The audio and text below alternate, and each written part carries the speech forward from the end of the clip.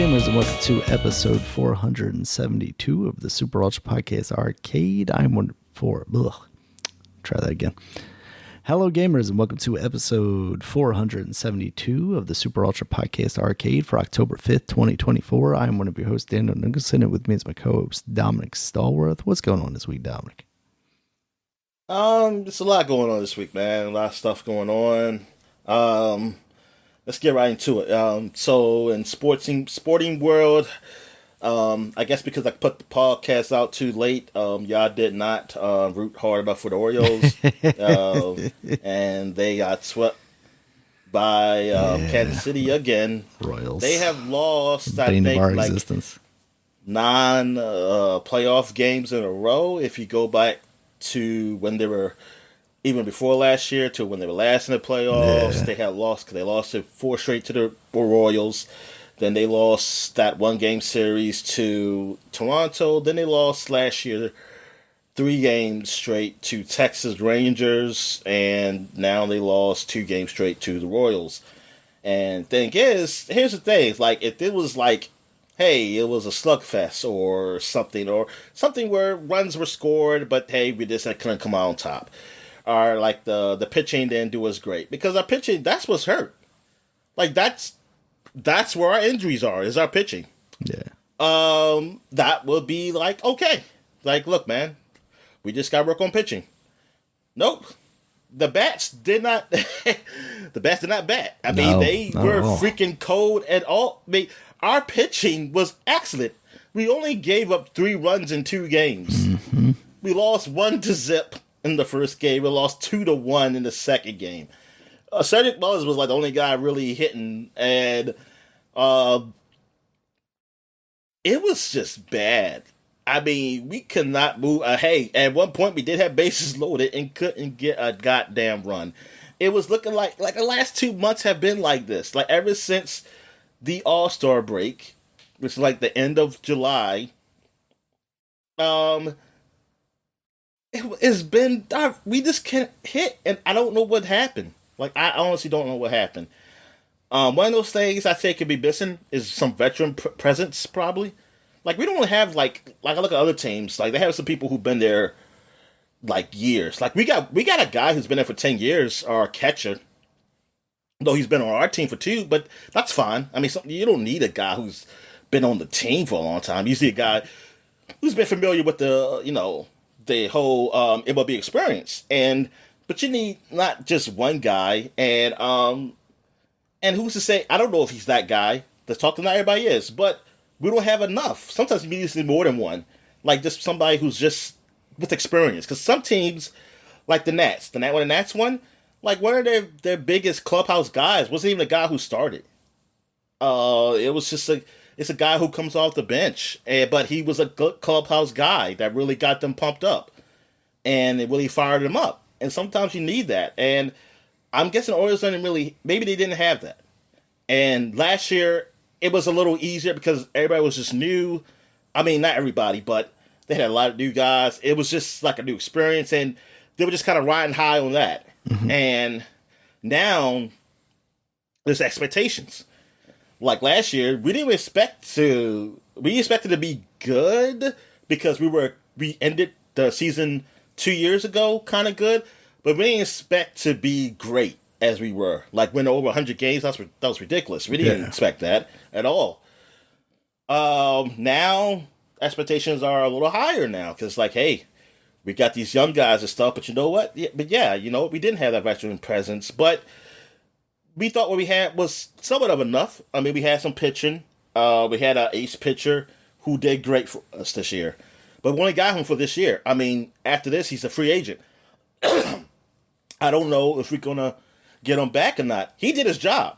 He gave up 1 goddamn run last game.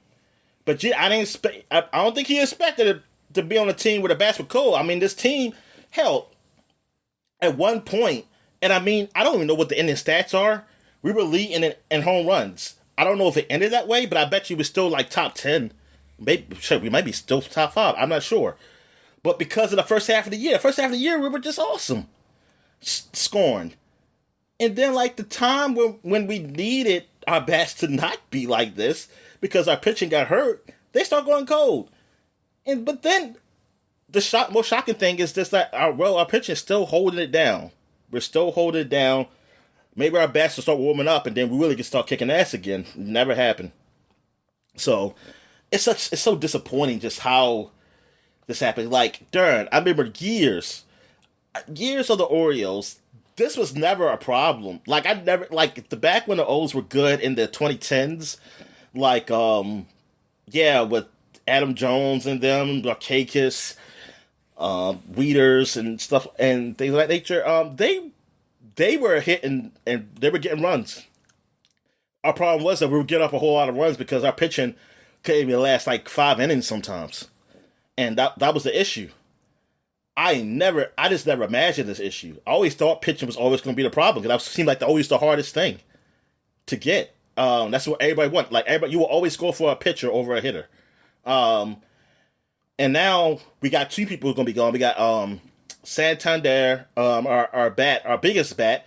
Though average-wise, he's not that great, but he got 44 home runs. Which, like I said, that's fine if you got other guys hitting. Like, you'll take that. Like, that's a gift. You just didn't expect the other bats to go cold like that. And then you got Burns, who we just picked up for this year, and he did great. He's a Cy Young contender. Just unfortunately, he got a loss on giving up 1 run. I mean, that's ridiculous in the playoffs. And so I was asking which one you would keep. It's obvious. You go for the pitcher always. It's like, this is not even a question. Like not that you dislike Santander. It's just that Burns is a pitcher and he's been awesome. He's the reason why we studying freaking games. I mean, like I said, a great pitcher is a lot harder than a hitter. So I would keep him. But the thing is, it's I mean, he could probably ask for some big money because he had a great year. And are the Orioles going to pay that? Can they afford that? I don't know. And then even if they could, will he want to come, or will he be like, "Hey, are y'all going to get any other bats to come because y'all seem to have a problem hitting that second half of this year, you know?" And like I just want some people to support me when I'm out there when I'm throwing like 7 innings, like 1 or 2 runs or something. And so, or no runs. So, yeah, it's going to be interesting off season to see. I mean, I expect guys to be better than what they were. So, there's that. But it's like, darn, we did the trade deadline. Yeah, that turned out to be not that great. Like, we either didn't get enough, but thing is that we got the pitcher that we got for the trade deadline. I think only one guy he didn't do that very well. But the other 2, Dominguez and Eflin, they did great. And Eflin, he is going to stay with us another year. We still have another year on the contract from the trade. He was great. The second game, he only gave up. I think he gave up the 1 run or the 2. I don't forget how many he gave up, but still, he held it down. And it's like, darn, our 2 pitchers held it down. We just couldn't score. And it's just unfortunate. So the Royals, good luck to them because they're playing the Yankees, and I hope they beat the Yankees. Oh, yeah. The Royals, they do have a great hitter in Bobby Witt Jr., who got them the only one in the first game.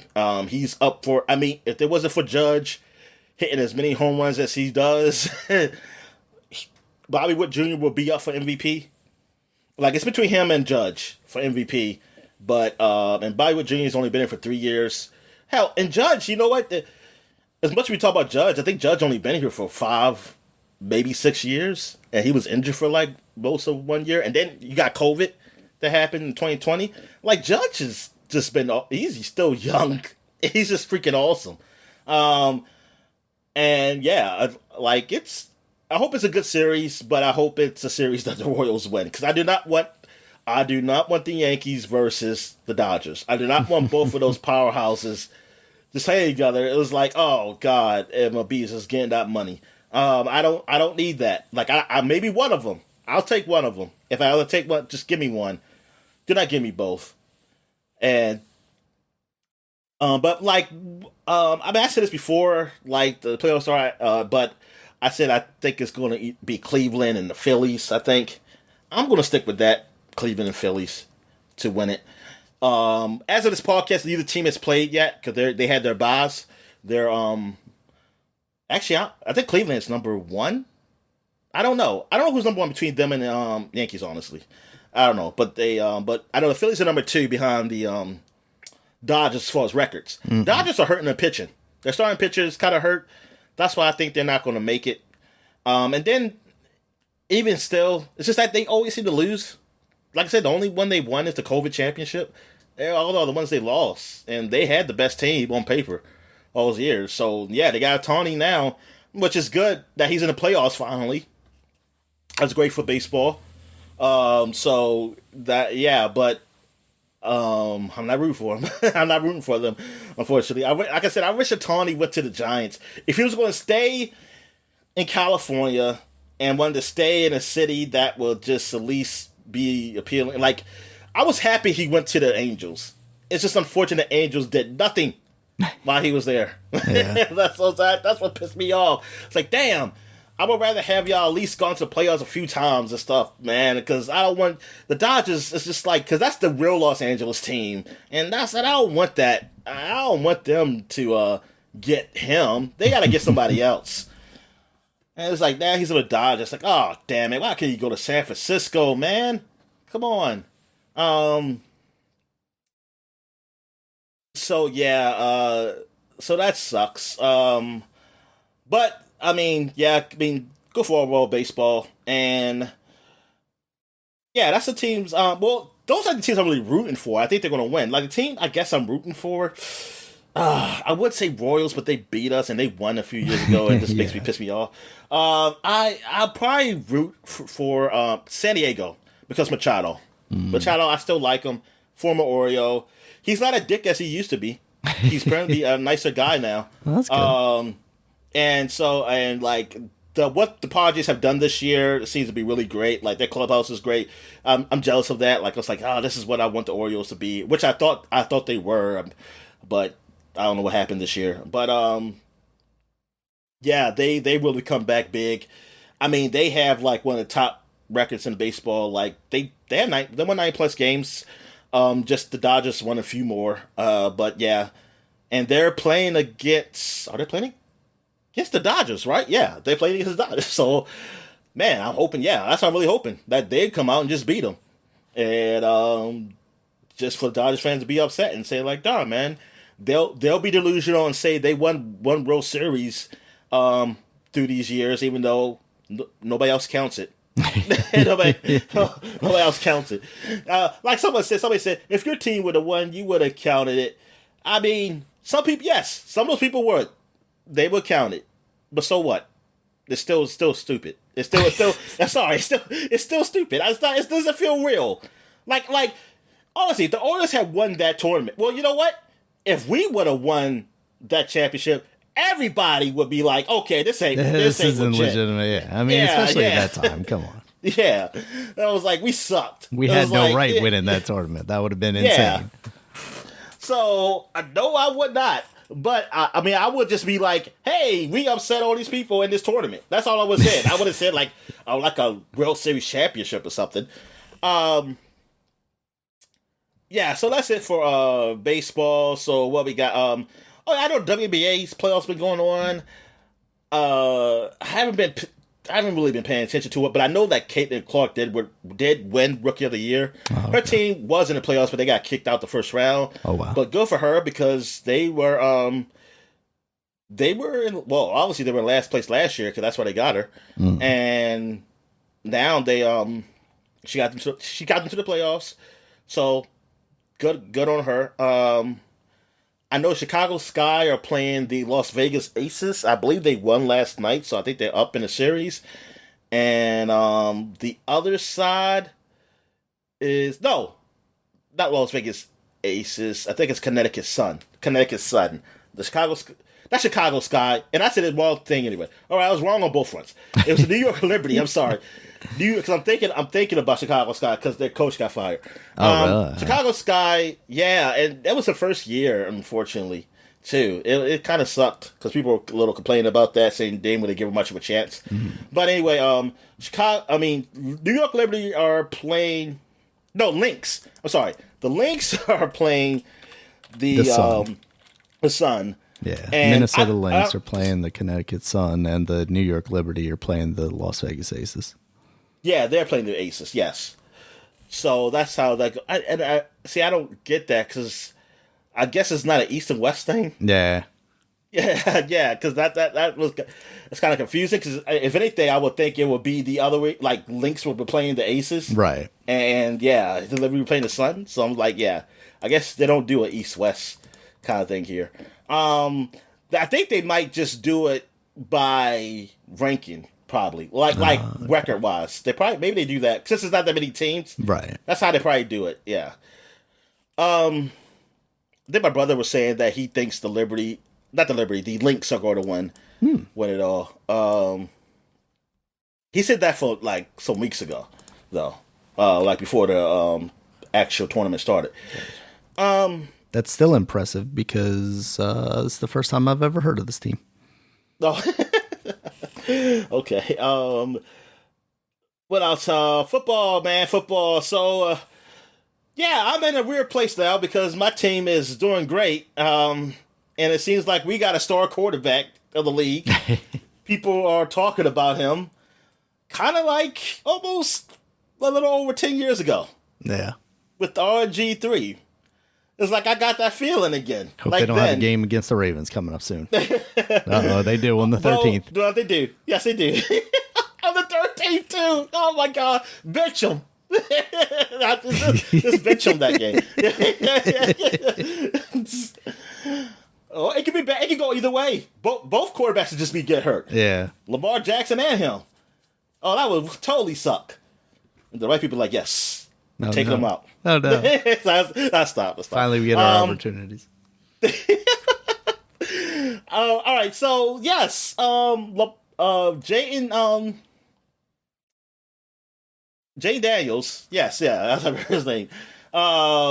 He is really lighting up, man. Like, he's been looking great for this team. I mean, it's been, oh, man, so impressive how this offense moved. When I watched that Monday night game, because that was the first one I actually watched from like start to finish of the Washington. Because other weeks, I've been watching Red Zone, so I only see them if they're in the Red Zone, and like all they did was kick field goals in that Giants game. So when I watched him on that Monday night game, and like how he just went down the field and just light up the freaking Bengals, it was incredible. And then when I watched then they played Sunday. And I watched them then, and like they played against Arizona. It was like, what the hell is this? Like they were like Arizona came down and scored first, and then they gone down and scored, and then they just stopped them. And I thought like our defense was actually good. Yeah. Like for this game. So it's like we were dominating, and this is like people were just talking now because it's like, wow, this team offense has just been lighting up, and we finally did punt that game, and we finally he finally threw an interception too, but it didn't matter. Man, I don't know. Like someone said, who's a Washington fan, they were like, man, the end times are coming. Because of how good this guy is. Like, he is so poised, man. Like, he is like... And then people say they think, because he played like 52 or 57, I forget. Like 50 plus college games starting as a quarterback in college. Like, people don't usually play that much.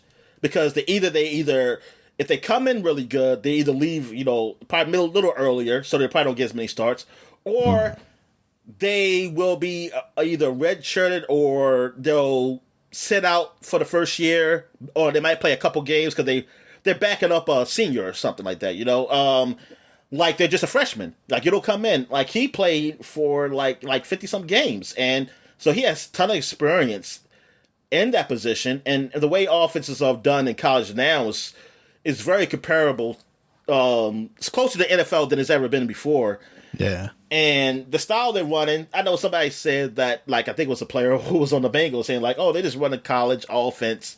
So, like, I'm basically always saying, like, they should be okay with that, and they lit them up. They lit the defense up.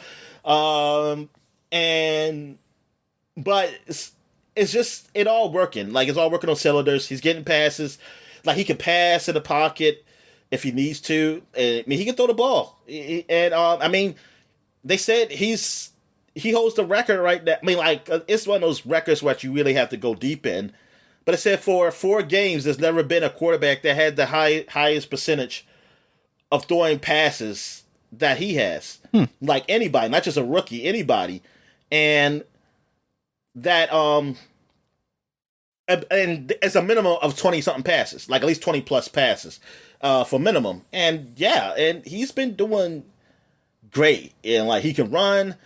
I mean, our offense has been working smooth. I mean, you got to give it to the coaching staff, too. The coaching staff seems to be awesome that we have. It's like it's just a new day. It's like a new day of this. And this is a little different because with, now, like, I think excitement is just the same as when RG3 started.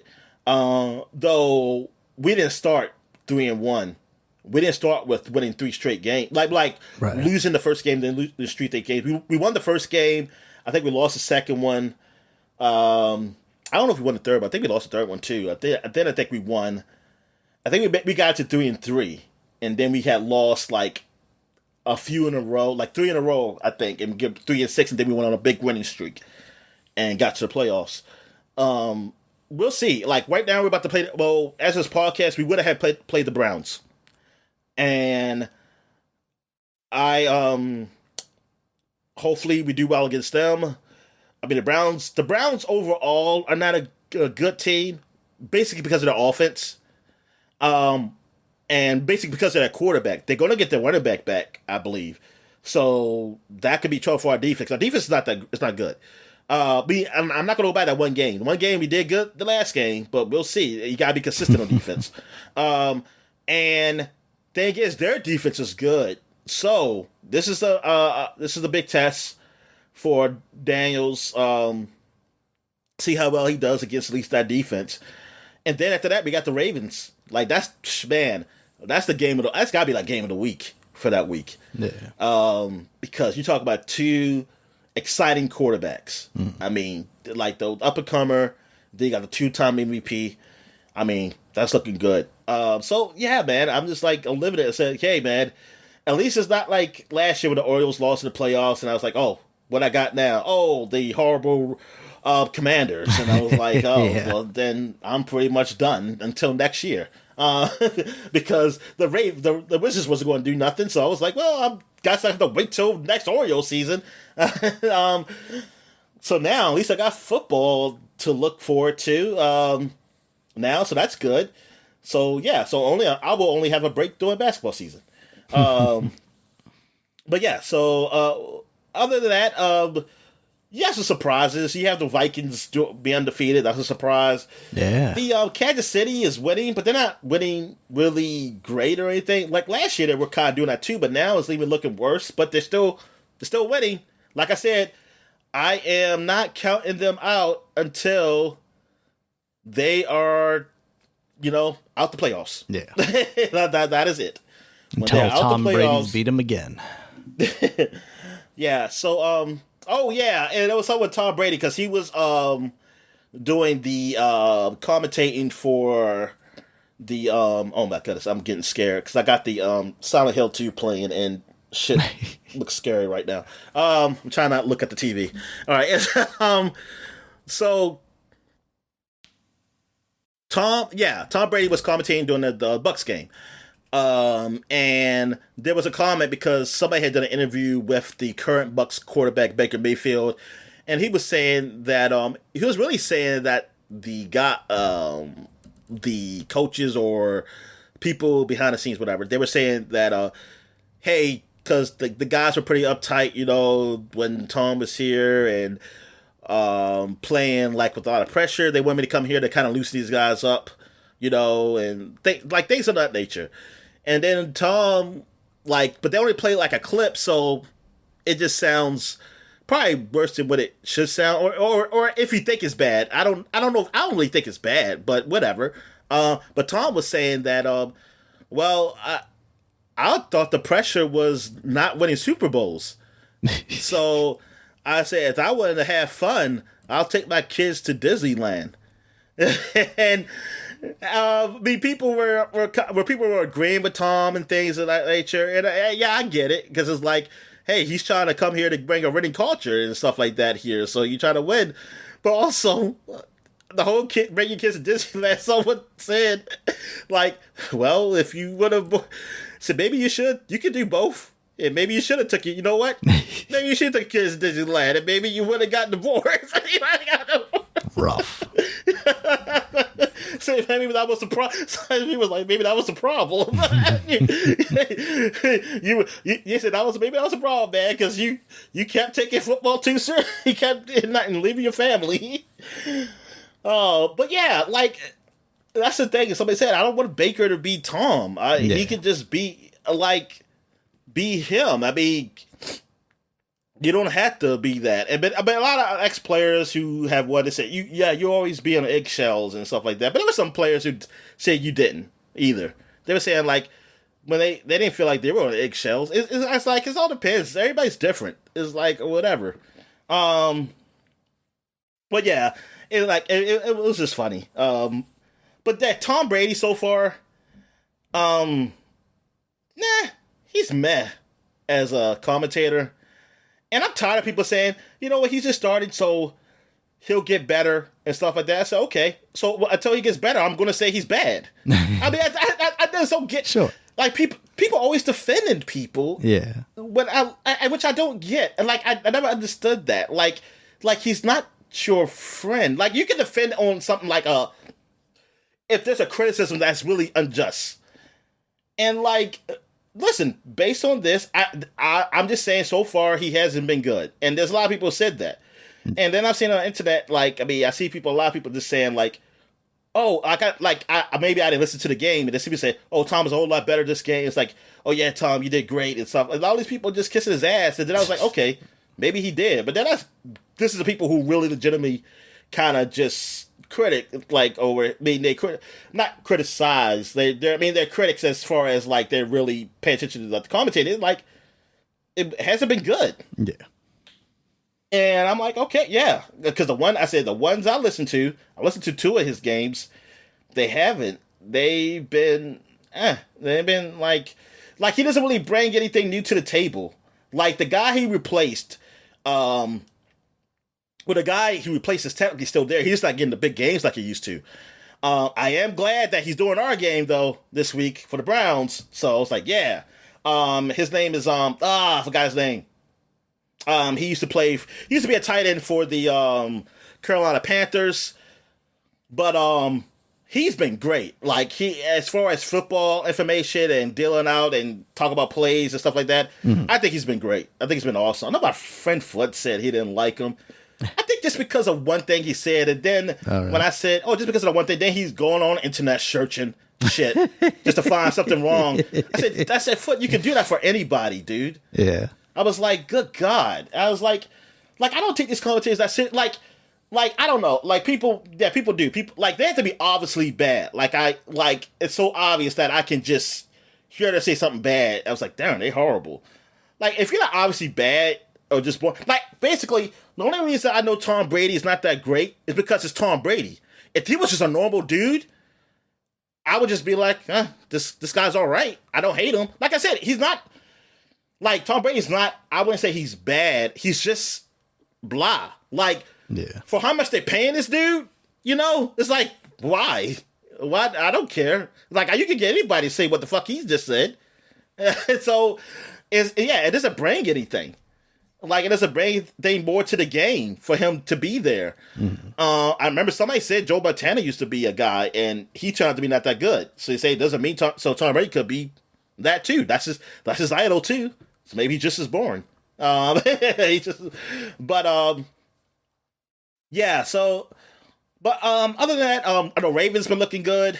They just beat up on the Bills, who were looking like the top team in the NFL at one point until they played the Ravens, until they played a real team. Then they got beat up on.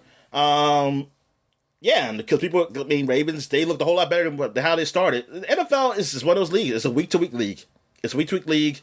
You just don't know what the hell you're going to get.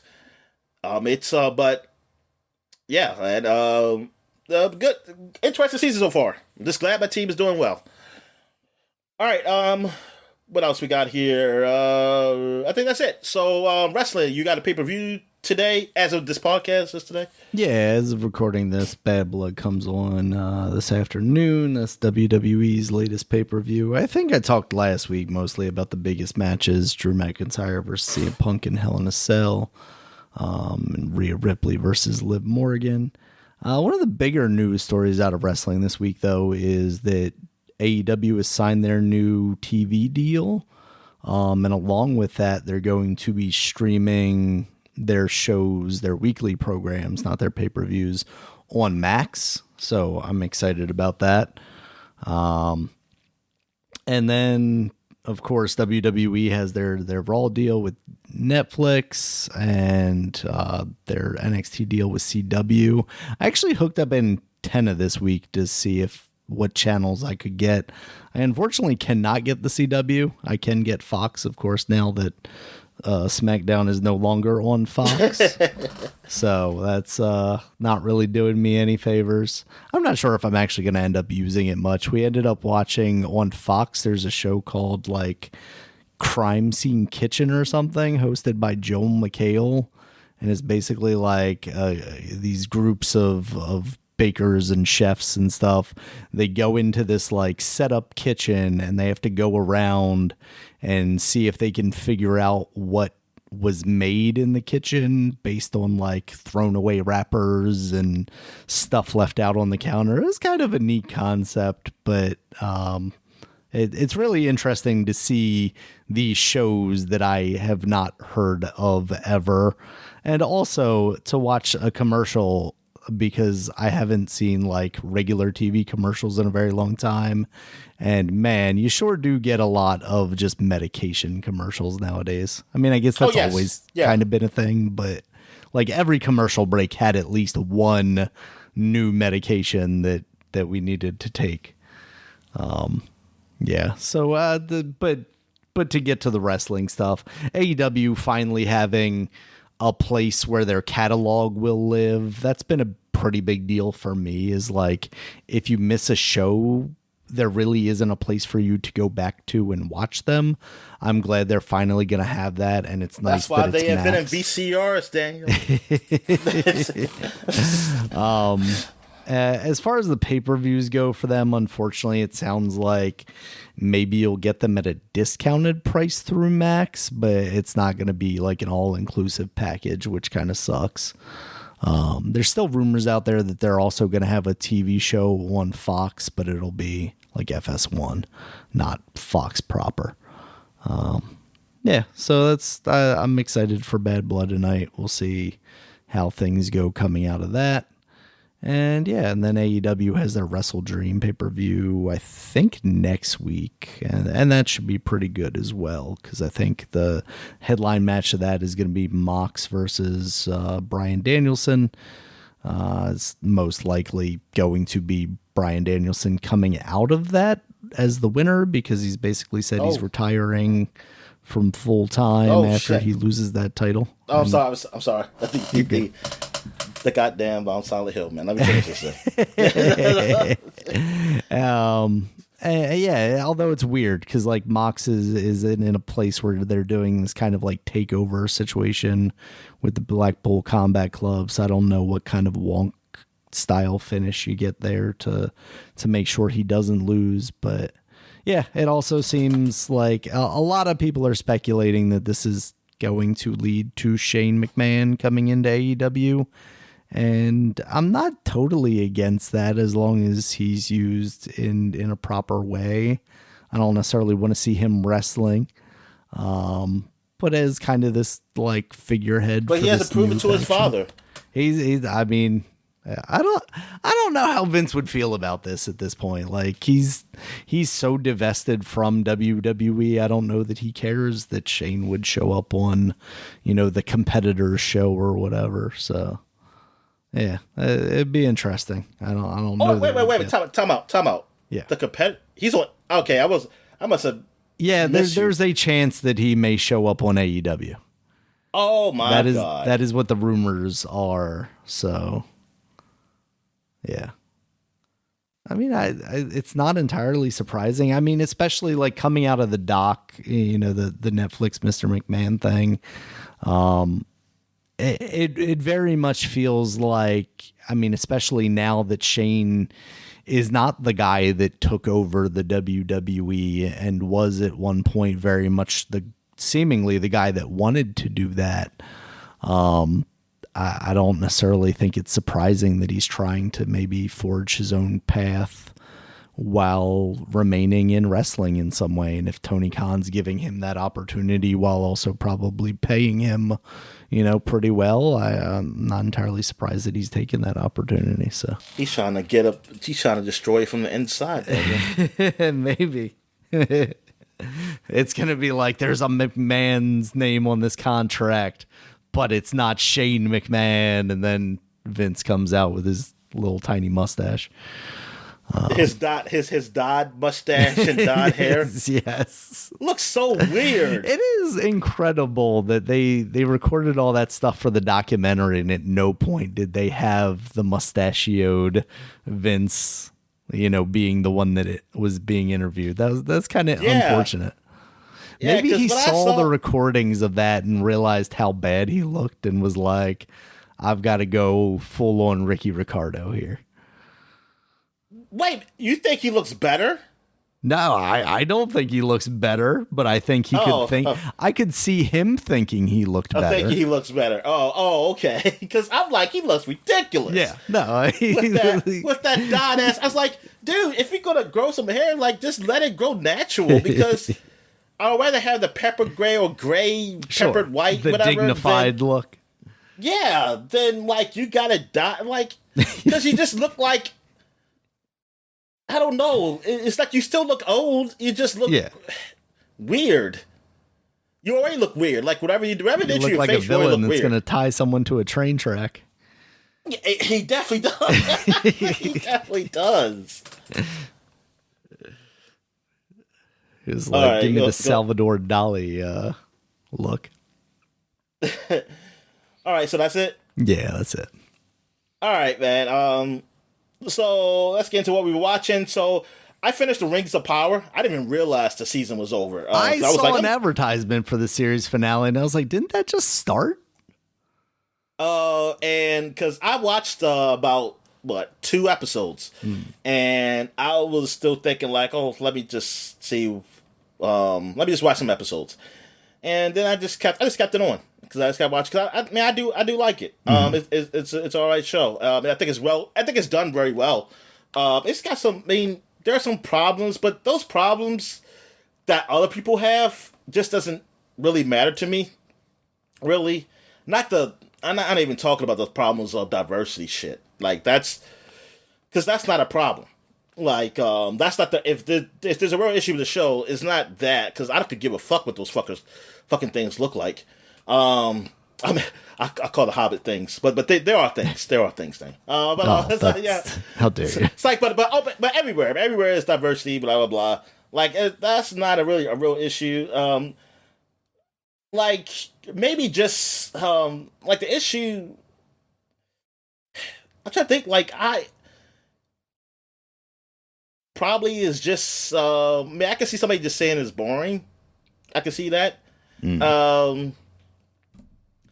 But I don't know. It's fine to me. Like it's a fine, well done show. Like after me paying attention to what the fuck was going on, I was like, okay, I understand it. I can watch it. Like at first, I wasn't paying attention to it. Like when the first season happened, so I wasn't like fully invested. And then I was like, I don't know what's going on. This is boring. But then I finally start like really just watching it and really looking at it. I was like, okay, it's all right. So yeah, and it's done. The music's done well, like everything. And that final battle, which was like maybe 2, 3 episodes, that was really good. Like it felt like the Lord of the Ring battles, how they were in the movies, Oh, how they cool. were kind of like those battles were kind of long, but they had pauses, at the Hmm. right place. So it wasn't like straight up action all the time. Like there was stuff happening while the battle was going on.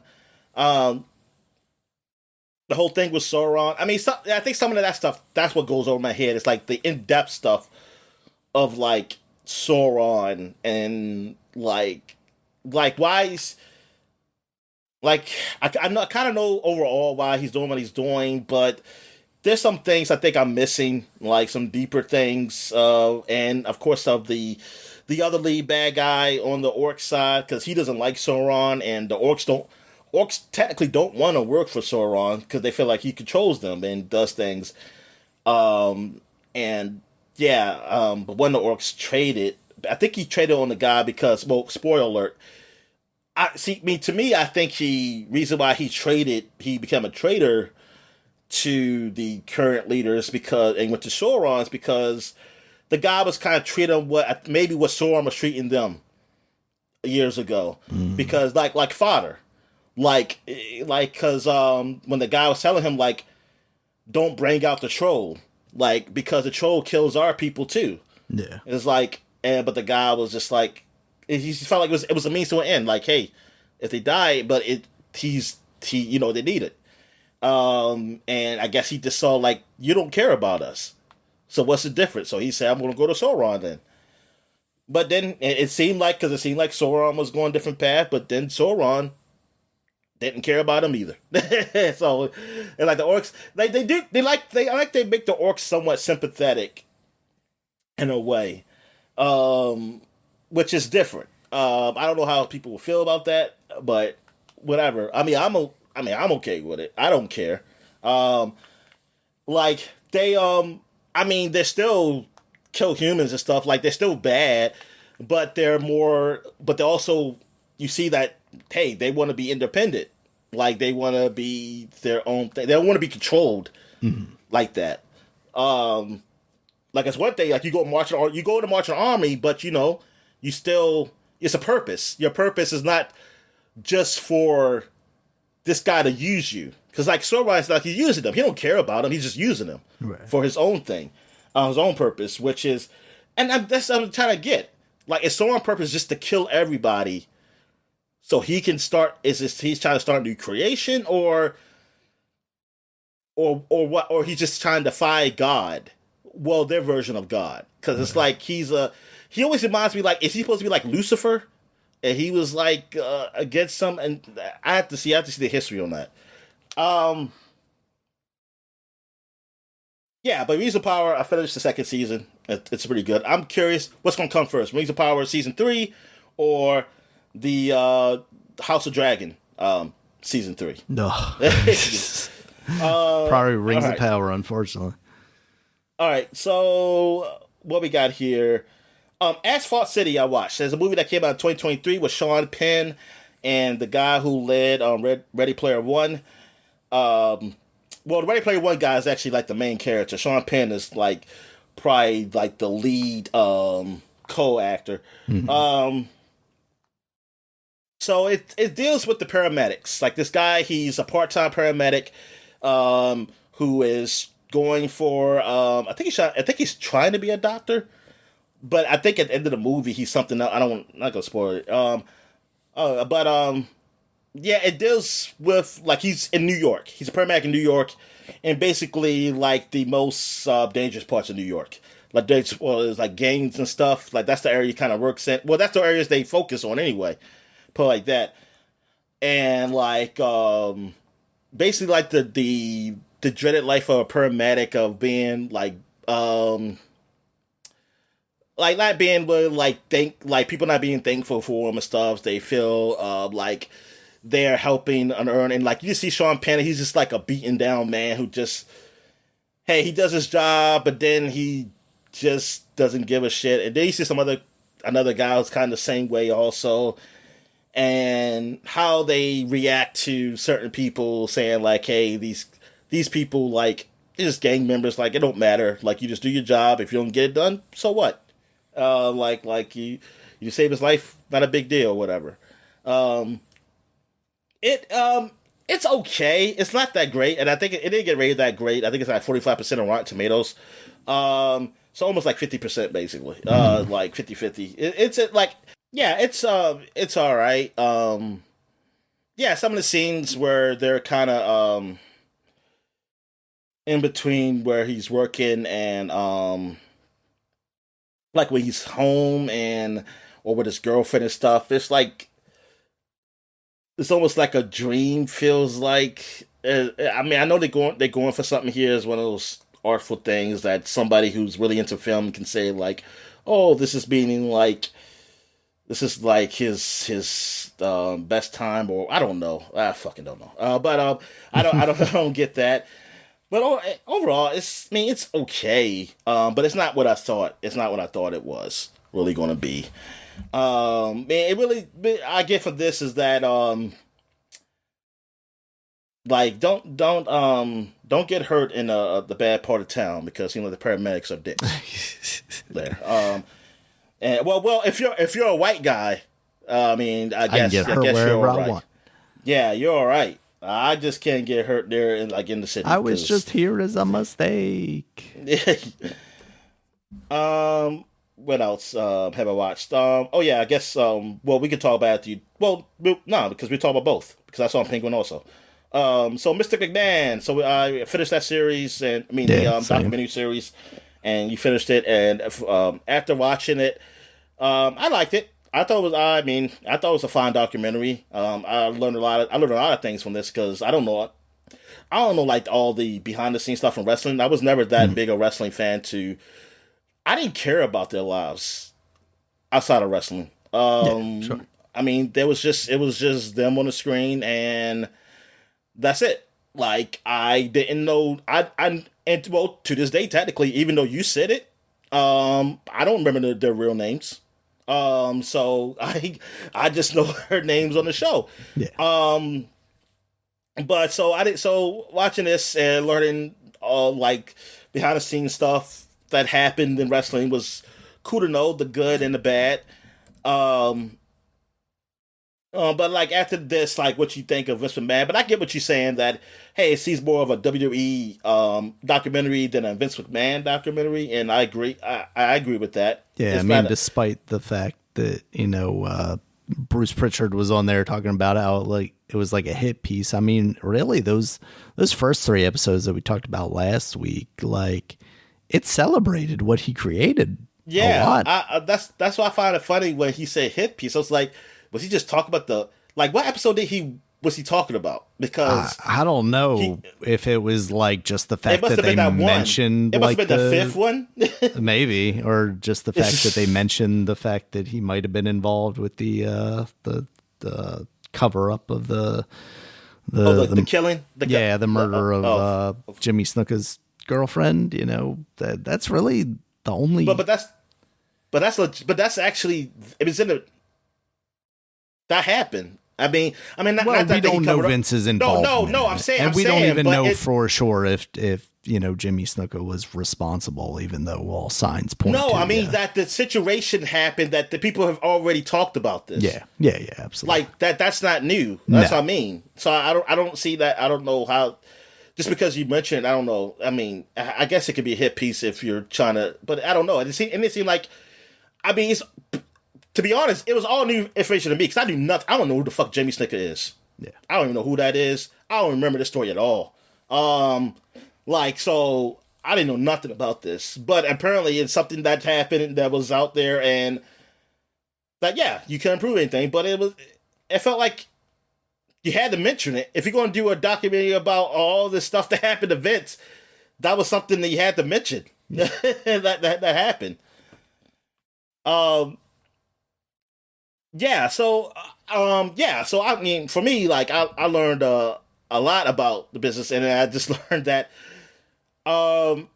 either they can hide things very well, which, I mean, look, in business, yeah, you can. I mean, this is not like a small. I mean, it's not like a small carnival that goes from town to town. It's not small. I mean, No. it's a huge carnival. It's almost like bringing an amusement park to town to town. It's so I'm sure people cannot know everything. I'm not going to say that, man, these guys probably had to know all this half happened. They probably heard rumors even mentioned maybe about the steroids thing too. Yeah. I hear rumors, but you had or that something was going on, but you had no facts, so you can't prove it.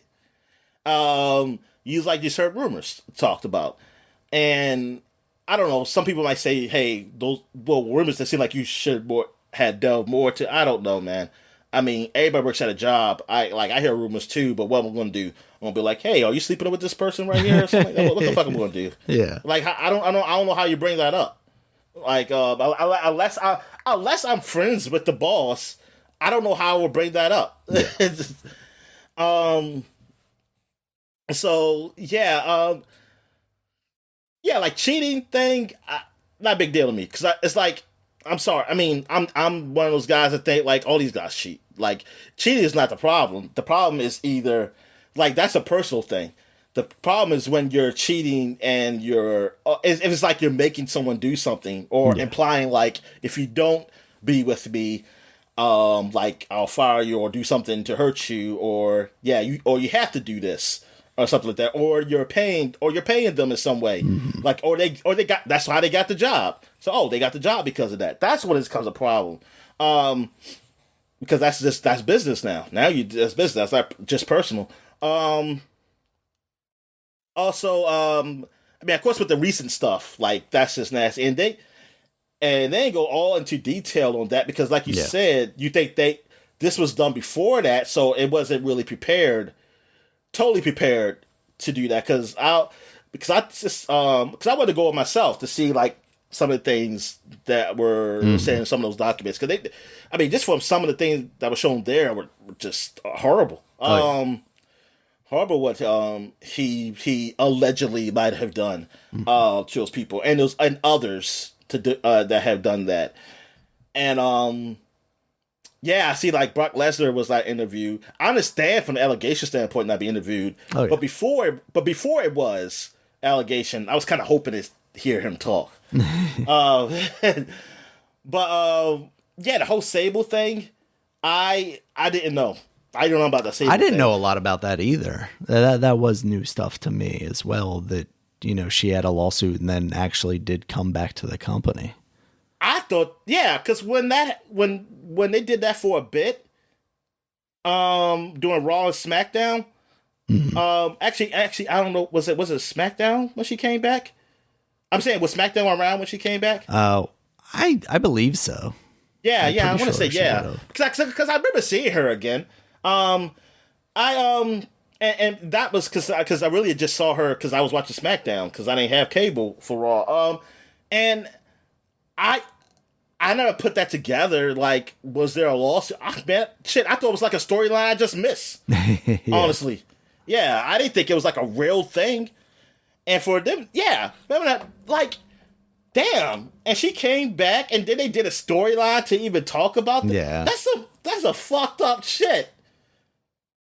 Yeah, I mean it's so weird. It is a weird abuse of power to basically say, hey, you're gonna act out this thing that just happened in real life. Yeah, and then people saying I think, or some people saying I think Vince did this to me or something. Well, I understand people saying they did this to them to humiliate them, somebody else saying something. But some of the people saying they Vince did this storyline because he might be mad because of this. But I'm thinking why'd you do it? But then I know behind the scenes bills, it might be a reason. Yeah, but I'm I would have fought against it at least. I would say, why am I doing this? Yeah, it sounds like some of them did, and then because they did, they were treated differently. So. Because just that black dude, the old black dude, what's his name? Oh, that was man. Why am I blanking on his name? He when he's talking about that guy, like some guy touches Pecker or something like that. Yeah. And like he said, "Did you go to Vince?" He said, "I went. I want." Said he that guy was the top guy. I said, "Why you go to Vince?" Because it wouldn't matter. They say I would have got. He said basically I went to him. He just would have fired me. He needed that guy more than he needed me. Right. And it's like, see, that's Tony Atlas. That's what it is. Yeah. Oh, Tony Atlas. Okay. Yeah, it's like that's ridiculous. Like you were allowed. Like I don't care. Like even if he was going to keep him, like you say, no, I need him. I would still go to the guy. Like you gotta stop touching people's dicks, man. They can't be fucking touching some grown man's dick. Like not the people aren't into that shit. It's like, look, next time I'm gonna let them punch you. Like I'll yell and be like I'm mad at them, but I ain't gonna fire them. Yeah. But yeah, I'm just saying, like, I would think you at least do at that, like you would go to. I mean, maybe who's to say he didn't? Right. But it didn't sound like that. I mean, did that man just stop doing it, or he just left before he stopped? Like what? Like where's that guy at now? The guy was touching, like apparently was doing that. Did he just die, or I can't remember. He leave the company? Was that Pat Patterson that he was talking about that did that, or was that? Yeah, see, I don't know the guy's name. Yeah, I don't remember the name. He was doing stuff with the Ring Boys. Yeah, because there was that guy, but was that the same guy that was doing that? Because he got fired. He did get fired eventually. The one that was actually involved with the Ring Boys. Oh, so because some people speculated that like Pat Patterson was involved with that. There was two guys. Yeah, and Pat Patterson was on TV all the time. He was one of the Stooges back with Vince in the 90s and 2000s. And even, up until I believe Pat Patterson finally passed away, I think he was involved with creative along with Vince for a very long time. Man, that is up until recently, Yeah, he died in 2020, and up until that point, I think he was still around the company. So yeah, that's some horrible stuff. So yeah, it really gets you thinking, like, yeah, because some people are thinking, like, wait a minute, so are these wrestlers knew about this and it happened? And now I'm thinking, like, I don't know if they were, because not like backstage is such like a small place, like hey, everybody can see everything, so they all knew. Like people had their cliques and stuff, and so sometimes you could have been there and you could maybe you heard something, but you probably didn't see it. And it probably was enough for you to even say anything. Yeah, you probably have a relationship with people like that, right? To really that's the funny thing is, like, especially up until more recently, you always think about these guys who are like traveling together and all that stuff, and you're like, oh yeah, they're all friends, they know each other, and then you find out like more as you hear these interviews from people that a lot of these guys didn't hang out with each other. They didn't, play video games together like a lot of this newer generation really does. It seems like they're a more cohesive locker room than it was back in the day, despite the fact that, in a lot of cases, these guys are in the same locker room together, but they're just coworkers. How many of your coworkers are you just hanging out with constantly outside of work, Yeah. It was something I enjoyed. So what you think of it? Yeah, I think by the end, the later 3 episodes, I think, do a lot more for me as far as actually exploring Vince and him as a person than the early ones did, which was kind of disappointing because I really wanted to see like Vince's upbringing and kind of the stuff he dealt with there. It seems like there was a lot of trauma there. And unfortunately it doesn't seem like he was a guy that was able to figure out how to, break that cycle of trauma. And I think that's why a lot of people are coming out of this with a positive view on Shane, because he seems like a guy that's kind of been able to break loose of the trauma of the McMahon family and hopefully kind of succeed outside of it and find his own path. Because it's so weird to see the dichotomy of Vince, because you have a lot of wrestlers who look at him as like this father figure and a guy that, you know, they wanted to make proud, and he would show that love and affection too. And then you had Shane, who was legitimately his son and was craving that attention and that love and respect.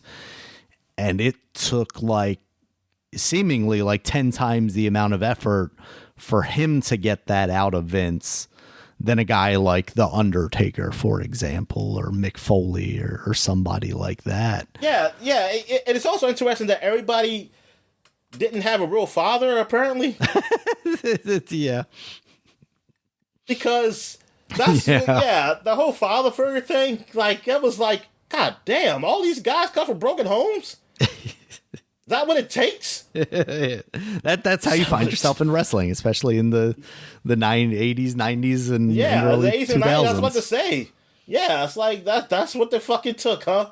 Yep. They have either Dad goes out to get milk, and next thing you know, you're in wrestling school. Or he beat you, or whatever. I don't know. It was like, because everybody kept saying Vince was like a father figure, and I was like, darn. I mean, I'm not judging him, because I know a lot of people who say father. I mean, I heard it all the time, especially in sports. Or maybe it's just one of those culty type things where he tries to separate you from your family so that, you know, that you become more indoctrinated into his carny lifestyle. I mean, I guess it could be that, because for me, like, I feel like people who have fathers, they never say somebody else like their father unless they don't like their father. Yeah. They'll just be like, hey, that was a guy. No, now he was, like, if anything, I would say somebody's like an uncle, like a mentor, okay. or uncle. If I'm going to do something like a thing, there's like an uncle to me. Yeah, I was like, I got a daddy. It's I got it. But yeah, so no, but go ahead. Yeah, so I'm coming out of this more positive than I was after last week's first three episodes. Yeah, you're more positive. You like Vince. Vince is a good guy. Obviously, yeah. I mean, it's like a father figure to me. They're doing him wrong. Yeah. They did him wrong. Yeah, it's unfortunate that, you know, you don't really get. I mean, they very briefly kind of say, hey, like, this is the stuff that's, you know, coming out about him. Obviously, we don't know a lot of details about like what was going on. You know, Bruce Pritchard, I think, is even like, oh, you know, who knows why Stephanie left the company, you know, around the time that her dad came back. Weird. I mean, that's what I was saying when you told me, because I said, like, she left and he came. Is it because of him? Yeah, because she when he was there, she left. She was gonna like go off and do family stuff. And then as soon as he left, she came back on board as co-president. Yeah. And then he came back again. And then that's when she left again. And then he got fired, basically, or, you know, made to quit. And then eventually she kind of folded back in. Now, I don't know that she has any official role still. She might still be on the board, but she might have been on the board the entire time. I'm not totally sure about that, but you are starting to see her as like, I don't even know if you would say a talent, but, you know, she's appearing on screen now again alongside Triple H, Paul Levesque, you know, as part of the creative.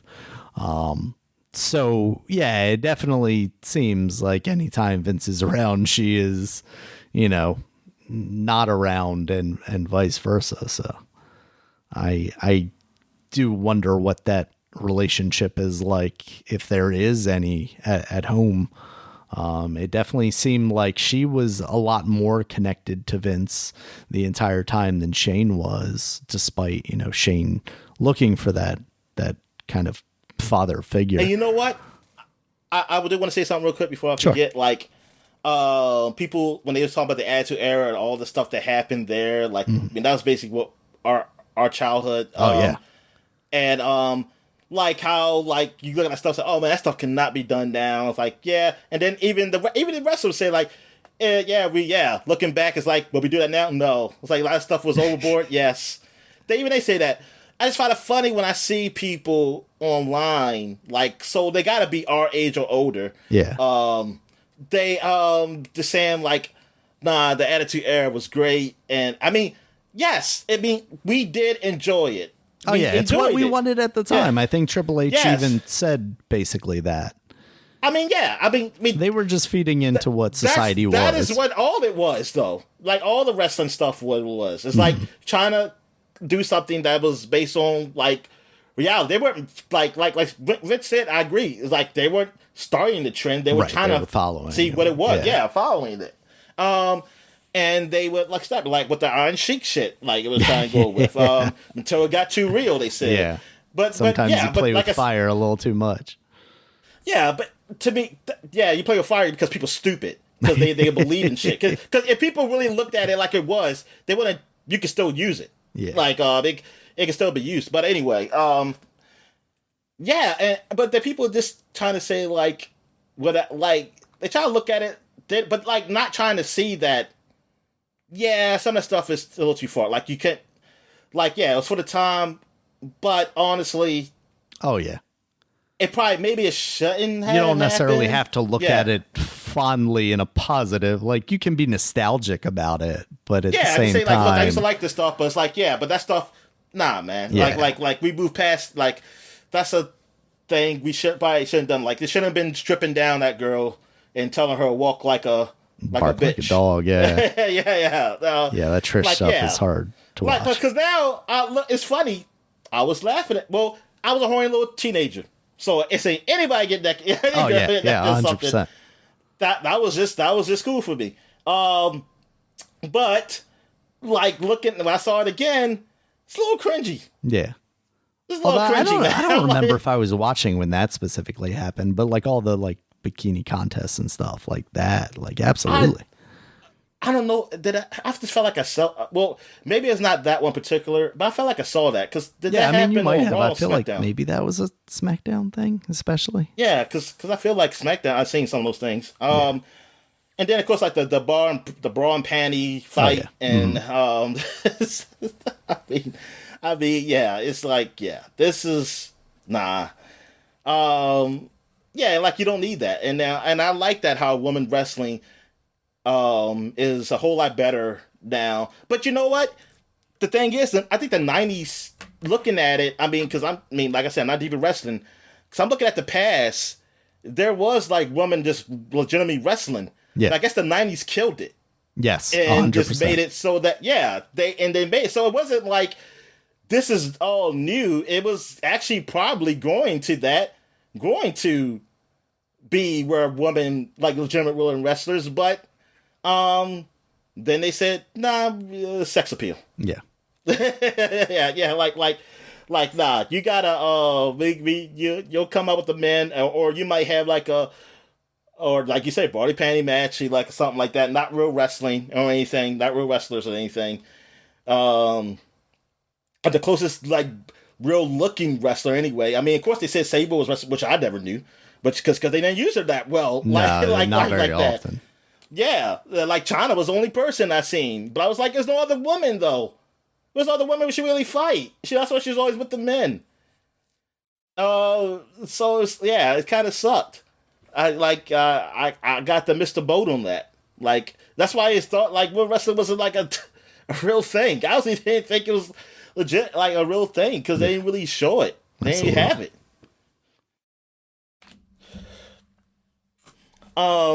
All right, so I guess we'll talk about Penguin. So Penguin episode 2 finally happened. I feel like it's been like a month. Yeah. Between the goddamn first one. Yeah, I actually watched the like recap just because I was like, do I remember what happened in that first one or not?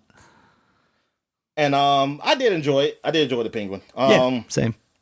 Yeah, it's pretty good, and just seeing how he's playing, like how Oz was playing all sides, man. Like he is all for himself. He's just trying to see like where, like, hey, what does he have to do to get ahead? Like, who does he have to please? Like he's like his side. He's on his own side, and like he just kind of always what's the word I'm looking for? He's kind of adapting to the situations and things of that nature. Like he's a good improv artist, that's for sure. Yeah, and it's funny because it's just I've been reading some comics and stuff like with Batman and I see Oswald and stuff. It's like, man, it really fits it. It really fits that character, man. Like that's just how he is. Until he's at the top, but even still, like he adapts to what's the going on with Gotham and whatever, and to what he is, and yeah, it's good. Like it's very good. Like how they do those things. Yeah, how you feel about it? Yeah, they're doing a great job of making him like this intriguing street level, mafia thug kind of guy, to the point where I would be really interested to see what happens when he actually does kind of get a hold of that top level power and become he gets a top hat and monocle. Exactly. I want to see the evolution of this Penguin as we see him now into. I don't think he's going to get it. No, I honestly don't think I don't, he is. unfortunately, either. But I would love to see that characterization just kind of get there. I think the woman that's playing Falcone's daughter is very good. Oh yes. Yeah, she's very good. She's definitely a highlight. I'm kind of into her, Daniel. I kind of into the crazies. A crazy woman that murders people. Yes, that turns me on. Scrape marks in her own neck. Yeah, no, that's cool. The relationship that they're developing with him and the younger boy, I think, is interesting too. I wonder where that actually goes. Like, are they dead? He dies. I wonder if they're developing him I was joking, to kind of become that, though. If he's just going to be like, they don't have a girlfriend, like one of his right hand men or something. Well, then I wonder if they're developing him to basically be fridged. Oh, okay. I see what you're saying. If they're creating a relationship for him to show kind of his humanity, and then to kill that kid off to show that. Stop his man. Yeah. Yeah. I hope that's not what that is. No, I kind of do, Daniel. Yeah. That's how he gets to be the Penguin. I mean, it could be interesting as long as they actually pushes him in there take with the Tiny. time to develop. That's what the shark name is? I don't remember. Yeah, I mean, I guess that would be even more interesting is like the pathos if he's the guy that kills him to, solidify his place at the top. Yeah, I mean, because. Because it could be, or his mother dying. Yeah. I mean, there's definitely that feels like it's definitely gonna be a thing, or I mean, maybe not even dying, but succumbing to the dementia even more than she already is. Oh yeah. So yeah, I think the show is really interesting so far. I think it's a substantial amount of episodes too. I think it's like 8 or 9 episodes. So it feels like they've got some. 8 is the normal. I thought so. Is it? You think that's substantial? Well, for what we've been seeing lately, like hasn't Game of Thrones been like 6? Wasn't that 6 last time or something? I thought that was going to be 8, so I was surprised it was. Yeah. And I feel like some of the more recent Marvel shows have been on the 7, shorter side too. So I feel like just actually seeing it get 8, it was a little surprising for me, just because it feels okay. I mean, I can understand that because especially like a big actor and like this is based off a movie. Right. Like it could be just kind of short, like a short. Especially because it sounds like I've seen some people speculate that it's just kind of a bridge between the Batman and the next The Batman movie, where we won't necessarily see him as the top villain, but as kind of a bridging kind of thing. It felt like this could have just been a filler type project almost, and it seems like maybe they're actually giving us something substantial here. All right. So now we get to what we've been playing. So I'll go ahead. So I played some Guilty Gear X, which is the game that came out on PlayStation 2. I played it through the PlayStation 2 emulator. like the Guilty Gear series because I just want to play a fighting game, but something like I always heard that was good, and Yeah. people that in Strive, which is the latest one, not everyone is high on it. I mean, there's people do like it, but it's not the best one. The best one is actually some people think is X2 or the X2 variants they have. So I was like, well, I'll just Okay. try Guilty Gear X, um, the first one, and yeah, that game looks good. Well, of course, since I'm playing through the emulator, it does have it ups the res a bit Yeah. on it, but it looks good. Like it's one of those hand look like hand drawn kind of animations they do have for these games because it's Atlas. Yeah. It's still yeah, it looks good, man, for a PlayStation 2 game, and um, I was just playing with one of the characters to see how it feels, and it seems all right. Because I have a hard time with Strive. I played Strive a few times. It's on Xbox Game Pass. Hmm. Just can't get into it. And you know what? Their story mode, it's not really a story mode. It's literally you watching an anime. And I always thought that was weird. Because I was waiting. I was like, this is a long ass cutscene. Yeah. And I had the thing on for 20 minutes. And I was like, because I started just on my computer because I was playing on my Xbox. And I was like, what the hell is going on? Oh no, actually no, I was watching something on TV and I was playing on the computer. I think it was the other way around. I was like, what is going on? Why is this? I haven't got to a fight yet, and then I saw like you just watch a show. This is just telling you the story of like there's a show about Guilty Gear and stuff. I was like, the fuck? I was like, are you serious? Did I Kojima was direct like, this? I was like, oh my god! It was like I thought it was like you fight the fights in between. I said, you gotta be kidding me. Um, but yeah, so I played that. Um, I also I'm gonna play some live Dynasty Warriors 5. I know that, but ain't much to talk about there. I also played some Ratchet and Clank on the PS5. I Nice. played some more of that. I finally got to a point where I finished the first part of when you're playing as Ratchet when it got split up, and I Hmm. got to the point where you play as the girl. I haven't really played with her yet though. That's where I stopped. Um, at that point, but yeah, I mean the game graphically looks good. I don't know how to lock on the people. Like I know how to Mm. go into the zoom where you can just kind of Oh, zoom you in. ran That through makes it. it easier. But I'm not sure how you like just hit a lock on button because I seem like every time I press a Mm. button that seems like it would be lock on is not. So I just kind of just. I mean, it's not really bothersome, but it's like sometimes there was like enemy behind me or something like that, and I was like, Mm. oh, I need to just turn around. I mean, I think there's a button to quickly turn around. I forget what it was though, but I just put it. I have the game on easy, so I don't. I mean, it takes a long time for me to die. I mean, there is a mode where you just don't die. I didn't. I don't have it on that, but yeah, because I just want to get through the game, and I didn't like that. Things they make it easy for you to collect the raritanium because it has a map that shows you where it is. But it's still sometimes some of them I'm like I feel like oh I'm right here. I guess it's somewhere special around here. I just don't know how to get to it. I was like I don't want to spend too much time on it. So I was like I ain't gonna be collecting everything in this game.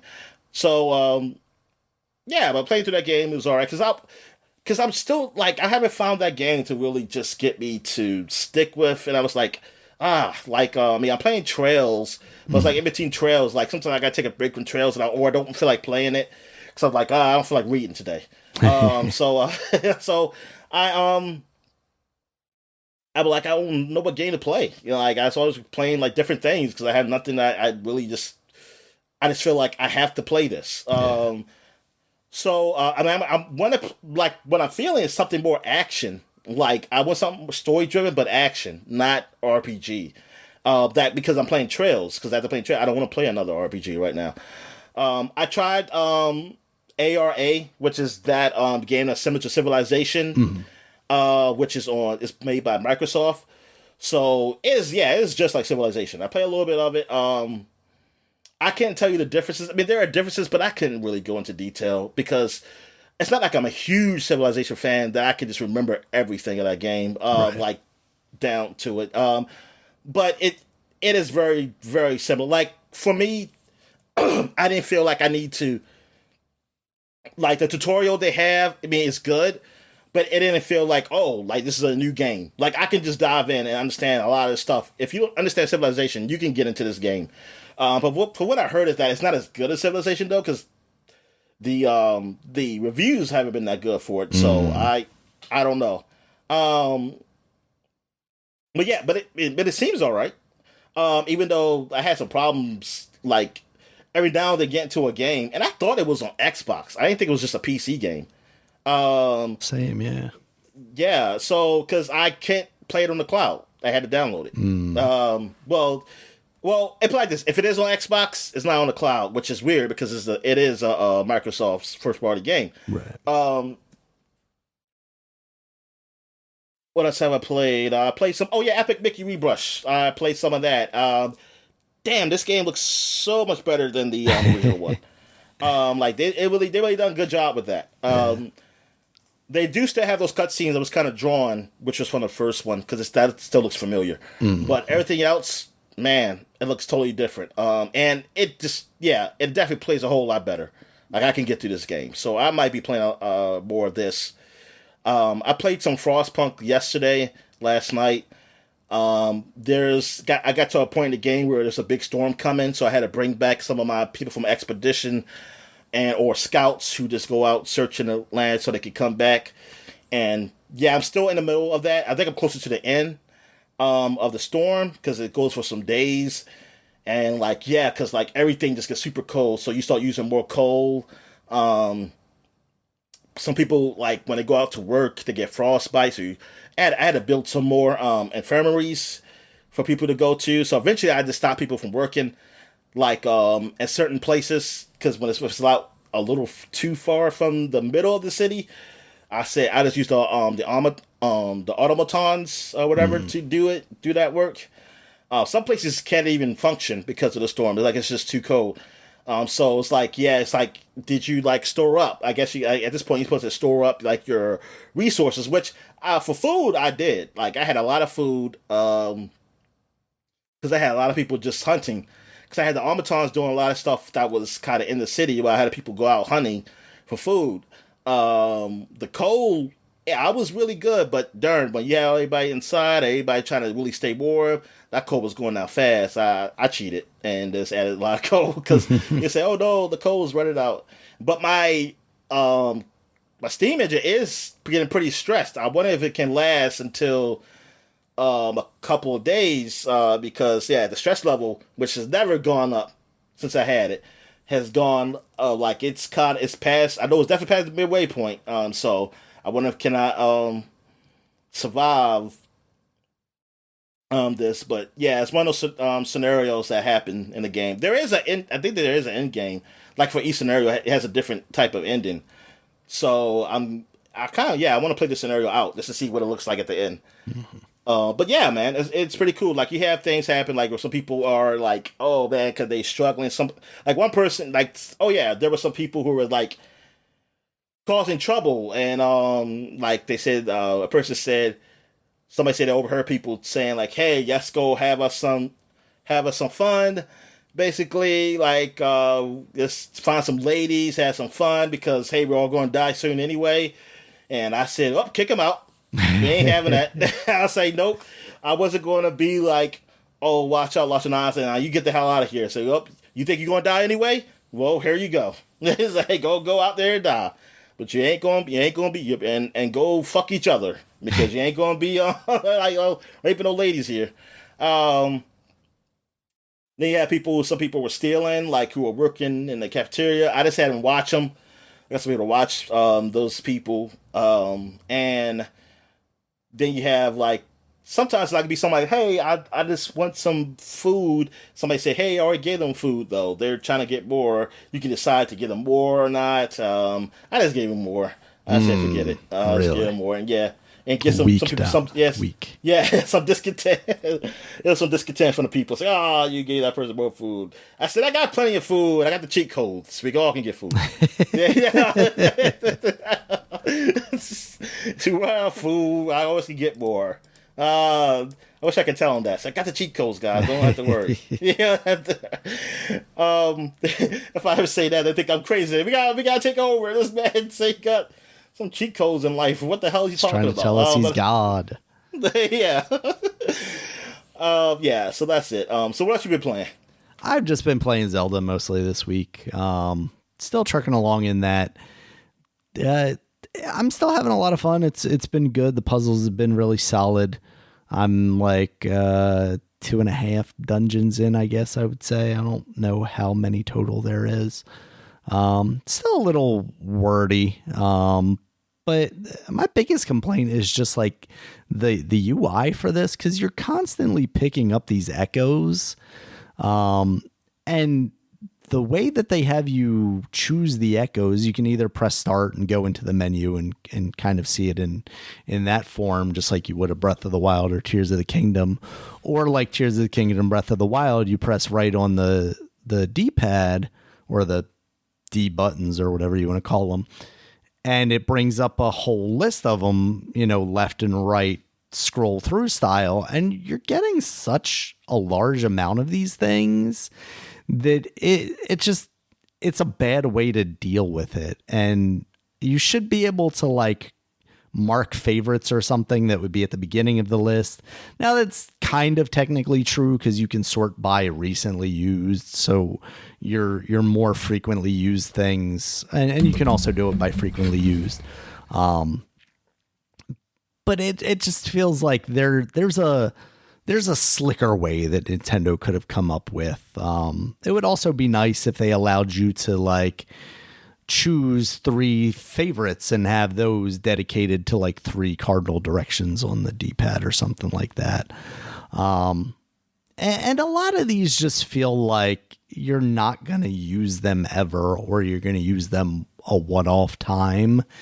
And in a lot of ways, that feels like the kind of wasted potential. It almost feels like you're collecting things for collecting's sake. And I've actually heard people mention like the combat being almost Pokemon-like, because you are just kind of throwing these enemies out there to fight for you. But in a lot of cases, you're throwing them out there and then waiting for them to attack. And it's always like you're waiting at the most inopportune time here. I don't know that I want more direct control over that. I feel like that would overcomplicate things. But I wish there was like a aggressive mode where it's like, I just want you to keep attacking or like indicate to me where there's a cooldown or something. But yeah, in the grand scheme of things, that feels like a kind of minuscule complaint for what they are serving up here. And I think for what it is so far, at least, with how kind of verbose it is with so much talking, I think they're actually kind of telling an interesting story here that's a little more evolved than the typical we're trying to save the princess or we're trying to save Link. It deals with these kind of like imposters and them, convincing the townsfolk and the people around them that, Zelda is the enemy and that she is the one that is trying to harm the people with these rifts instead of being kind of the savior. That's what I believe, Daniel. That's right. So who's the enemy? I haven't actually seen like a big bad yet. I mean, there are like, once people go into the rift, they're kind of stuck there, and you'll see these like imposter versions of them come out of the rift, and now as Zelda and your little friend Tri, who follows you around, you can kind of sense who the imposters are. But it's not obvious to everyone else around you unless they've been in the rift and come back out necessarily. So I think that's kind of an interesting thing to it. And I'm sure by the end of it, we will see a big bad. I mean, it may even be Ganon, because we see Link fighting Ganon at the very beginning of the game, and they both get sucked into the rift. So it could be like a Rift Ganon, or even Ganon is somehow, manipulating things from the Rift because he has more power than like a normal person who would be frozen in the Rift. But so we will see how that evolves. But so far I'm still having a lot of fun, but you are just kind of using the same echoes over and over again, or at least I find myself doing that. Maybe it's just a lack of creativity on my part. But sometimes you work with what works. So that's kind of the way things have been going for me right now. But I like it. So that's it for me, Dominic. All right, man. So I guess we'll take a quick break. Where we get back, get to the flashback segment. All right. And we're back. And now we're flashback into 2014 to October, new month now. So let's see what games came out in 2014, 10 years ago. Apparently only one game, and it's Kingdom Hearts 2.5 Remix, which is basically not really a remake, but a remaster of the Kingdom Hearts HD. Kingdom Hearts HD. Well, excuse me. Of Kingdom Hearts 2. And thing is, it's say and a half because the remix, which technically came out only in Japan originally after Kingdom Hearts 2, where they added some extra stuff to the game. Don't ask me which the extra stuff is. I'm not going to go through all that. But in this one, this is like the remaster of multiple games, not just the remix of that. And now we finally get it in America. Mm. But also, well, actually, this is the release of the Japanese version of this game, but it comes in America in about 2 months, I think it is. You also get... Oh, darn, see, I don't have it up here to scan. Actually I do. Yes, I do. Yay.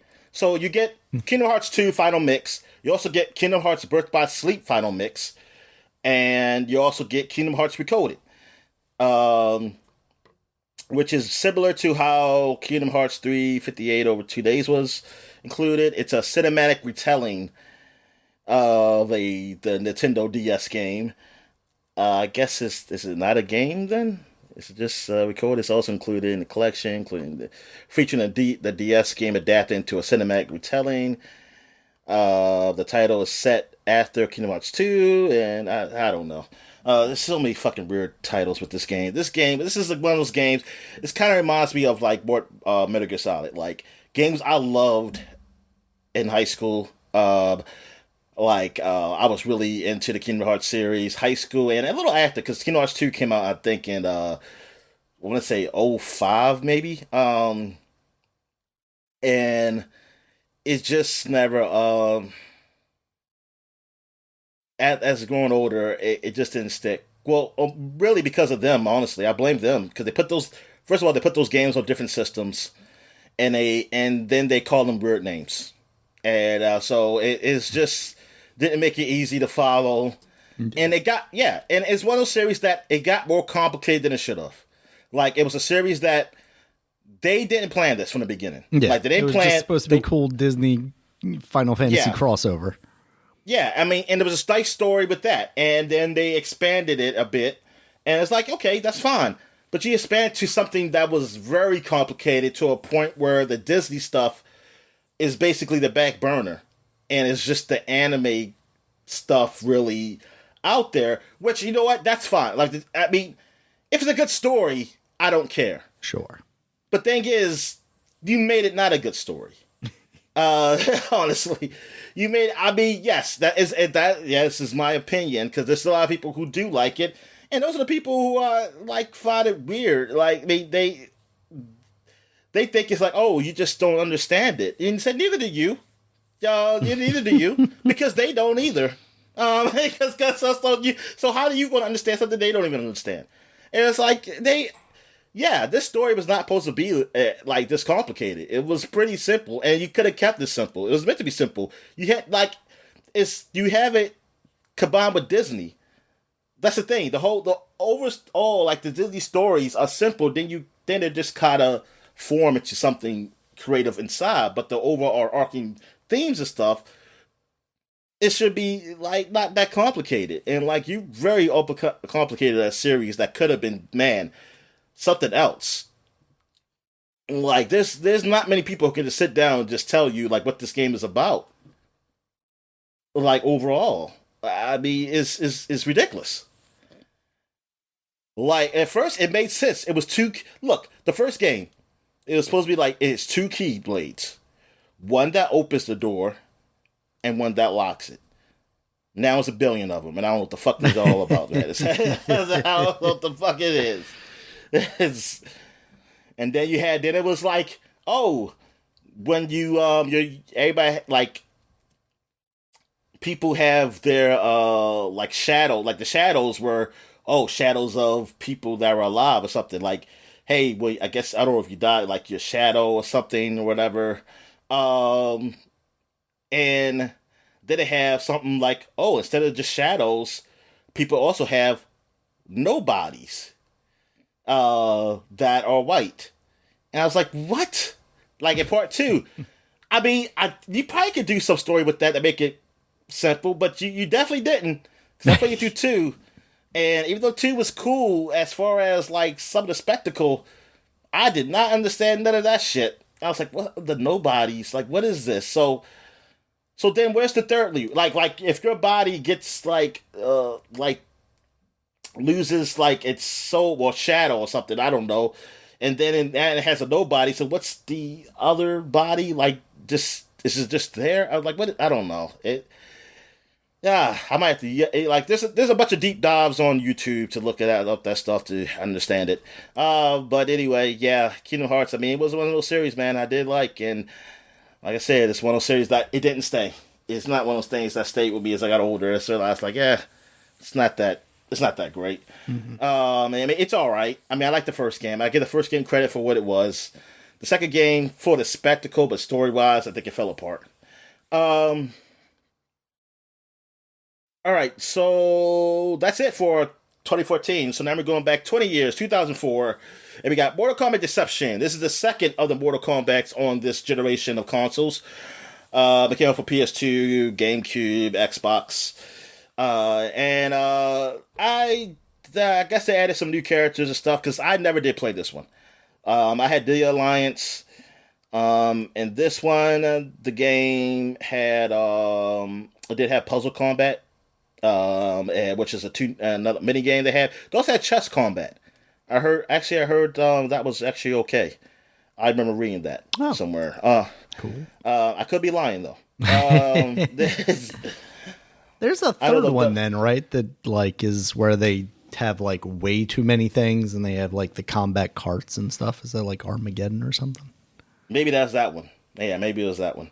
Cause this one only has 2. Yeah, that's the only one I mean, what was one after Armageddon? I'm not totally sure. Yeah, I'm not sure. But all right, it said right here. Let's see what the plot is.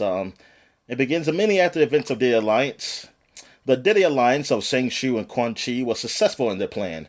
Oh, they won. So they always warriors, win, Dominic. Who were meant to protect the 6 fictional universes, were killed during their tournament. It served as the perfect distraction to defeat their enemies while they simultaneously claim enough souls to resurrect the invincible army. As a single survivor, Raiden attempts to fight both sorcerers, but is ultimately defeated.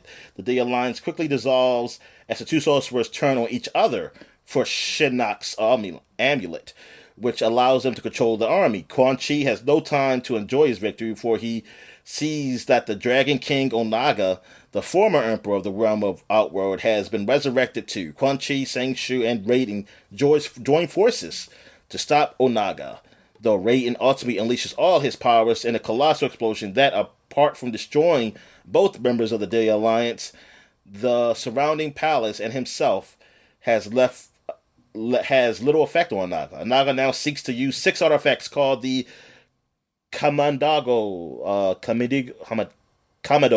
or whatever. Literally tool of God or divine clay, which are again to destroy the realms.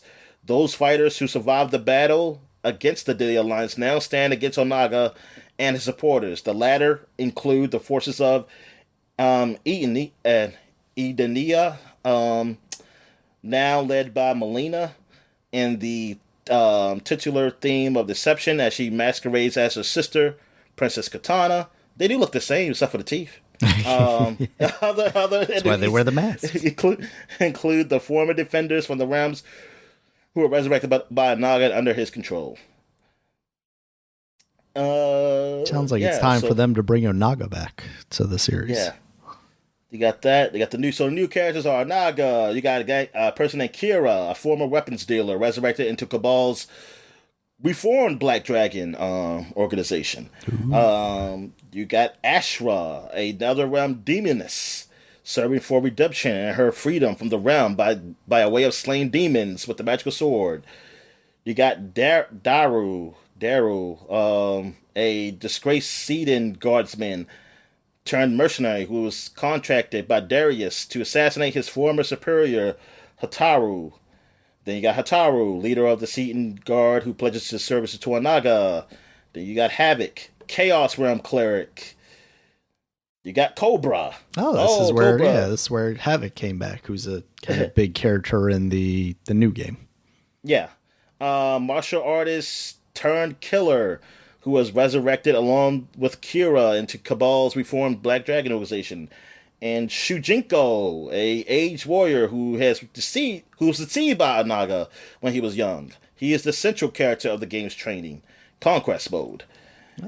And of course you got Nightwolf, Scorpion, Sindel, Sub-Zero, Tanya, Noob Sabak, Nightwolf, Liu Kang. I thought he was deceased. The deceased Mortal Kombat champion whose spirit enlists Ermac in freeing the enslaved Earthrealm fighters, but his corpse has been exhumed and reanimated for evil purposes. Oh. So evil Liu Kang. Cabal, Jade, Ermac, Boracho. Boracho is the best. He's the drunken guy, right? Yeah, Baraka. Cool. I don't know if that's like... because you see a whole bunch of Barakas. I'm thinking, like, is it the same guy in each one, or is it a different Baraka? How dare you, Dominic? You can't tell Barakas apart. All right. Wait a minute. Hold up. The GameCube version included 2 additional playable characters in Goro and Shao Kahn. Oh. Mario and Luigi. Yeah. Finish him. Who were both killed in the opening sequence of Deadly Alliance. How did the GameCube get that? Because we were superior, Dominic. No, because y'all sold the lease. So that was had to get so they had to buy incentivize us. Well, it didn't work because I'm pretty sure I only have Deadly Alliance. All right. So new Saibot. I did say he was in there. Okay. All right. What else we got here? We got Tony Hawk Underground 2 came out. So you played this one, so you can go. Yeah, this is where they really went heavy into like the Jackass stuff. Bam Margera was kind of a big player in this game. It was basically, if I recall correctly, it was basically kind of like Bam's clique versus Tony Hawk's clique. And you were kind of traveling around the world, going to different kind of famous skate spots and doing that. But there was a lot of like off the skateboard jackassery happening in this game. I didn't hate it. I think this is where a lot of people were kind of definitely falling off of the series. The first Underground and the second kind of took an attitude shift where it got a little more slapsticky and less kind of about the art of the skate, if you will. I do not like Michael Phelps with a man bun. I am seeing a Home Depot commercial of him in the man bun because I was like, is that Michael Phelps? Is that Aaron Rodgers? Nope. I was kind of hoping it was. I was hoping it was. But I was like, yeah. Oh, go ahead, man. I'm sorry. It's all good. It distracted me, Daniel. I understood. I was like, wait, is Michael Phelps and Tony Hawk? No. Yeah, it's fine. You know, it's another one of these where they leaned a little more heavily into the story element, which I did actually appreciate over the previous games that were mostly just like, here's your objectives, complete your objectives, and then you're good. This would give you a little more than that to kind of keep you motivated playing. Yeah, it was really cool. Yeah, man. Darren, I remember that Neversoft logo. Mm-hmm. All right. Where else we got here? We got Tribes Vengeance. Apparently, you thought it was a big deal to talk about. Yeah, Tribes was kind of a big deal back in the day. I think before Vengeance, it was kind of more of a cult classic, and I think Vengeance is the one I'm thinking of, where it became a little more mainstream. Although that might have been Tribes too. All right, yeah. So the tribes thing was kind of that you had a lot of fast movement. Like it almost kind of reminds me of the way like a Titanfall is nowadays. Even in a time when shooters were a lot faster than like a Call of Duty, talking about like Doom and Unreal and stuff like that. This took it to a whole nother level. You had like jetpacks and you would skate around almost the levels. And that was pretty cool. I never got super big into it, but I remember it being kind of a big thing for a while there. And I feel like maybe it was Tribes Vengeance because like that would have been kind of the heyday of the internet, really. So maybe that was it, not Tribes 2. Oh, okay. Yeah, I'm trying to. Yeah, I mean, I know. Yeah, people like tribes. I just didn't know. Yeah, I know nothing about like the subsets Yeah. And or apparently tribes. Ken Levine Yeah. wrote this one, the BioShock guy. So I wonder if it has like a substantial Oh, I story to was it. about to say it has a story. Oh, okay. Oh, that's cool then. But so it wasn't just a multiplayer game. Okay, so they had single player. Yeah, it says single player campaign follows five playable characters. I wonder if you can still play this. Maybe. Is it Like, did it available on just Steam? like I don't think because this is a time when they had online only. Like if they had a single player. Yeah. All right. What else came out? Oh yes, Leisure Suit Larry, Magna Cum Laude. This is Leisure Suit Larry was a big series in the '90s. It was a point and click game, but it was more adult oriented, as in Yeah. like adult comedy, with sex It was raunchy. and more sex. I mean, it was. It's like, you know what? I don't remember televiolence. I just remember Yeah, no. a lot of chicks with big boobs. Yeah. So, Pretty much. so this is like dealing with Leisure Suit Larry's nephew, I believe, and he's going to college. And you're doing is basically almost like American Pie, Yeah. Oh, yeah. National Lampoon, like Revenge of the Nerds kind of thing. It's just like, yeah, you're doing all these Tropes. crazy things. Yep. Yeah, these crazy things, dealing with girls, doing drinking games and stuff, and it was just crazy. And some of the like how the games go, like the drinking game, I think the way you win is you have to move this sperm around, Oh, like yeah. to dodge things or something. It was. But the problem was the problem with the game, except for if you just don't like that stuff. But the problem with the game is like the load times on the consoles, man. It Oh, on was the horrible. PC, too. It was bad. Okay, Or yeah. at least Well, my the load PC times were was bad. horrible. Yeah, like it would take forever. Like the only good thing was that it did have these on the load screen, these like chicks and stuff. But you know what? That can only get so far. Only get me so far, like looking at those good looking chicks just for like 10 fucking minutes or something like that. But it's like I don't want to say 10 minutes, but Yeah. but they were just long. They were too long. And I especially hate it when I be like, oh, I ain't want to go in this room. Then I turn around. But nah, I was really waiting for this game because thing is, I love point and click games. So, and I never got to play Leisure Suit Larry. I mean, there were games like, yeah, they were made for adults. Yeah. So I was like, yes, I can finally play this game and everything. And overall, maybe it wasn't that good. I don't know, but I know I enjoyed it. And even though I enjoyed it, even for how horrible it was made. Yeah. Like the game itself was made. Like, I mean, graphically it looked alright, but like I said, the load times made too much. Even some of the mini games were a little too. They weren't good. They weren't that good. Yeah, absolutely. But it was funny in places and things of that nature that I was okay with it.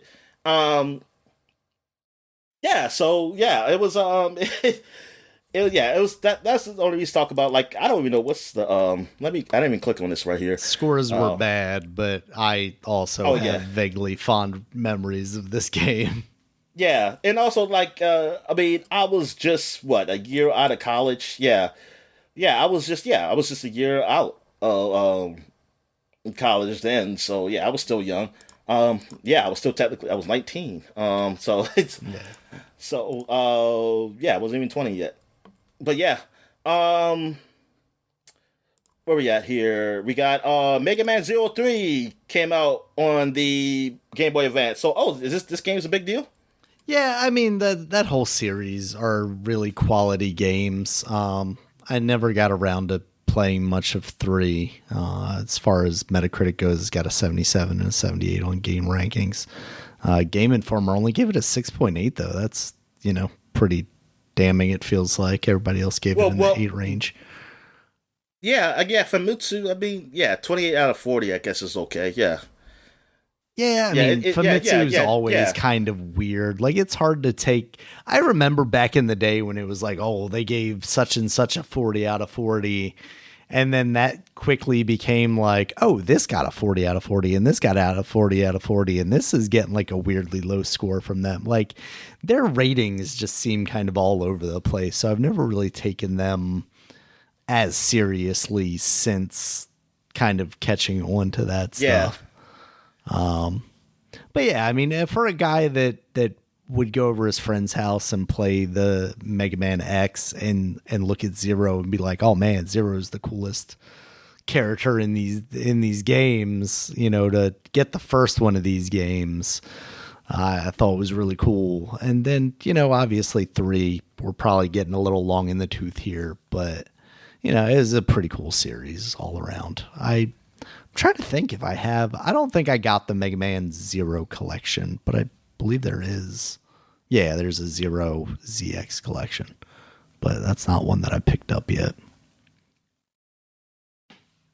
All right. So is that it? Yeah. So that's it for 2004. So now we're going to 1994. And we got one game to talk about. Super Punch-Out was released in America on the Super Nintendo. So this is the sequel to how many Punch-Outs were there on Nintendo? The original Nintendo. Just one, I think. Okay, all right. Mike Tyson's Punch-Out. So this is the sequel to that, but no Mike Tyson's. Like Mike Tyson was up there. But I never played this one. Have you played this one? I didn't spend a lot of time with it. I think I might have played it at a friend's house or something like that. But I never was really big into the Punch-Out games, even, the NES one. Yeah. But let's see, was people rated, like, how did it get? It got an 84% on game rankings. A 26 out of 40. Not as good as the Mega Man from Famitsu. Game Informer gave it a 9 out of 10. Let me see what they say over here. We received rave reviews from GamePro. The reviewer praised the game's good control, deceptive challenge, sprite layouts, animation, and sounds, which juiced the game's intensity level. He stated that the game's one flaw was the lack of easy-to-use two-player mode. The magazine ran alternate reviews by Fred Dowdy and Matt Gawain, winners of the 1994 Blockbuster Video Game Championship. They also gave the game positive assessments, praising the easy-to-learn controls, high challenge, and artistic design of characters. Several reviewers praised Punch-Out overall for not trying to be realistic, for the originality of the different opponents, and for its simple controls. I'm trying to see, is anybody really say anything bad? Behind the back, it says Super Nintendo's transparent color palette for the fighter, which facilitates a behind the back perspective. He also appreciates the game's sound, blah, blah, blah, blah, blah. All right. So, yeah, I mean, overall, people did enjoy the game. Yeah.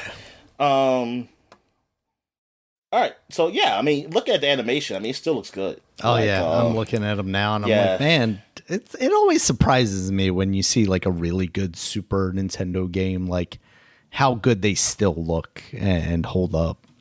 Yeah. All right. So, what we got here? Man, I'm sure that guy in the middle got CTE, man. Look at that. I mean, god damn. I know he got hit in the head so many times. All right, so that's it for the flashback. That's it for as far as flashback segment of games. So now, every month every new month we talk about old video game covers for that month that happened. So we're going to start with 2014, and we got Edge magazine, and on Edge On the front, we got Miyamoto. Yeah. And he is showing off the Wii U. The Wii U pad, anyway. And what do you mean, whatever, man? The Wii U pad, that is. I didn't say whatever. I said, yeah. Yeah. No, I didn't say you say whatever. I'm saying whatever to your. Oh, okay. Yeah. Because that thing is your new Switch soon. That's the Switch in about some years, whatever years we're in. Yeah, so Return of the King, the world's greatest game designer, is back at the controls. Yep, and he so you got the Wii U, the New Wave, the inside track on the Zelda, Splatoon, Mario, Smash Brothers, Yoshi, and more. Like all those games were coming out for the Wii U. Yeah. Because the Wii U already had came out. But I think when it first came out, it didn't really have many games. It just had Nintendo Land. I think they had that. What was that game called? Zombie U. Zombie U, and that was a big one. Wasn't the one that I thought was Beautiful Joe, but it wasn't. And Wonderful 99. Yeah, or didn't that come out like? Wasn't that like one of the first ones to come out there? I don't remember. I don't remember it coming after Splatoon. I know that. Yeah. I feel like that was one of the older ones, and of course, Mass Effect 3, like games that were already on other Batman consoles. Armored Edition, or whatever. Yeah. Also, we got Bayonetta 2. Oh yeah, that was a game that came out eventually. Hyrule Warriors, The Sailor's Dream, The Crew, Virginia, and Evolve. Virginia, I remember that, and that also was a movie. Actually, if there was a movie, I know it was Nebraska. Never mind. It was a state, goddammit. Maybe I put Virginia game because all I did was get Virginia. Yeah, I remember this game. Yeah, now Virginia. Yeah, now I remember, yes. And it got a, what's the Metacritic up here? Winner. 74? Yeah, and I think I started it. I just think I never did go really far. Gotta go play it, Daniel. It's a black woman in there. All right. Yeah. So what else they have up here? Oh, that's it. But yeah, the Wii U, man. I had the black one. I had it a lot of years later though, when the games came out, and I was a big fan, and then they got canceled on me. All right. So what else we got here? Okay, where I'm at. We're at Xbox Magazine. And we got Evolve on the front. Yeah, look at that big sexy guy. Got the Evolve monster. Yeah, you got the Evolve monster out there. This game I was looking forward to because the guys who did Left 4 Dead. Why 2014's most exciting shooter is best on the Xbox One? Why is it? Because we paid them extra money. Battlefield Hardline. Why it's not just a spinoff? It was better than what people said. I know that. That's the cop one, right? Yeah. Yeah, I liked it. Yeah, the story was actually a whole lot better. Like, the people really was down in this game. Yeah. And I was like, wow. I was like, come on, man. This is better than the last few Call of Duty campaigns. I mean, what the hell? It's like now, if you can play about the multiplayer, I can't really speak on that. I mean, I played the multiplayer. I mean, I didn't hate it, but I'm not like a huge fan to know like, oh, this was horrible. But nah, like if you talking about the campaign, like that was fun. Assassin's Creed Unity, the best Assassin's Creed. Ubi starts again on Xbox One. Minecraft Xbox One, it's here. Migrate your world and more. Plus Xbox One versus Japan. Yep, they went to war. And Japan won. Japan did win, EA versus EA versus everybody. EA versus everybody. Mortal Kombat, Madden NFL 15, and Lara Croft. Not even Tomb Raider, just Lara Croft. No. Got Far Cry 4 up here. Yep, we got the elephants, the Himalayas, the Sasquatch. That's a Sasquatch. The Abdominal Snowman. That's what I mean. Metal Gear Solid 5, building bases and stealing goats. Oh man, my brother loved that game. Like he just played it again. Like, because he wanted to try to do 100%. Like months ago. Doom 4, a brief glimpse of a new reboot. Oh, which turned out to be just Doom, right? Yeah. Yeah, you're right. Doom 2016 or whatever. Or no, yeah. Yeah. I mean, yeah, because you gotta confuse it with the Doom. What's it, 93? Is it 93 the first one? Yeah. 92, 93. Game Informer. What we got here? Oh my goodness, we got a Xenomorph up here. And are they still called Xenomorphs when they're like the small little things that put the lay the eggs in you? Yeah. I don't know. I always just hear them colloquially referred to as face huggers, but I don't think that's the like proper genealogy of them. that is. But yeah, man. And that's what I understand. Like, so these things lay face hugger eggs. Like when they lay eggs, they're face huggers. I don't know how that works, honestly. I mean, there's a queen, so I'm guessing she would be responsible for those eggs. But yeah, I guess so. The eggs are just the face huggers. Yeah, it's just the face huggers. Yeah, then the face and then huggers they evolve into these things. then the face huggers go on the humans and plant them because they don't go in them, right? They just implant them, and then they burst out the human and they turn into this. Right. That's a lot of shit for this goddamn evolution of this thing. Deep lore, Dominic. Deep lore. The horror issue featuring Alien Isolation and The Evil Within, plus our top 25 horror games of all time. I wonder where it was number one. What will be number one for Alien Isolation, because they got paid off. I kid. That was a good game though. No, it probably was the Jason on Nintendo game. Okay, so it is. Gotta save those kids. Adam's Family Fester's Quest, does that count as a horror game? All right, so that's it for 2014. Now we go to 2004. We got EGM magazine, and I'm doing EGM, right? Yeah. Oh, so you like this cover? Okay, the Scarface cover. I figured we needed a couple of covers, and the other two didn't. I feel like do much anything for me. This game came out around the same time. Actually, no, it was a year after, maybe. Actually, I mean, I don't know if it came out this year. This is just a preview, right? So it probably didn't come out this year. Yeah. Because a year before this though. A year or months. Maybe it was months, because I know I was in college. I think it was 2004.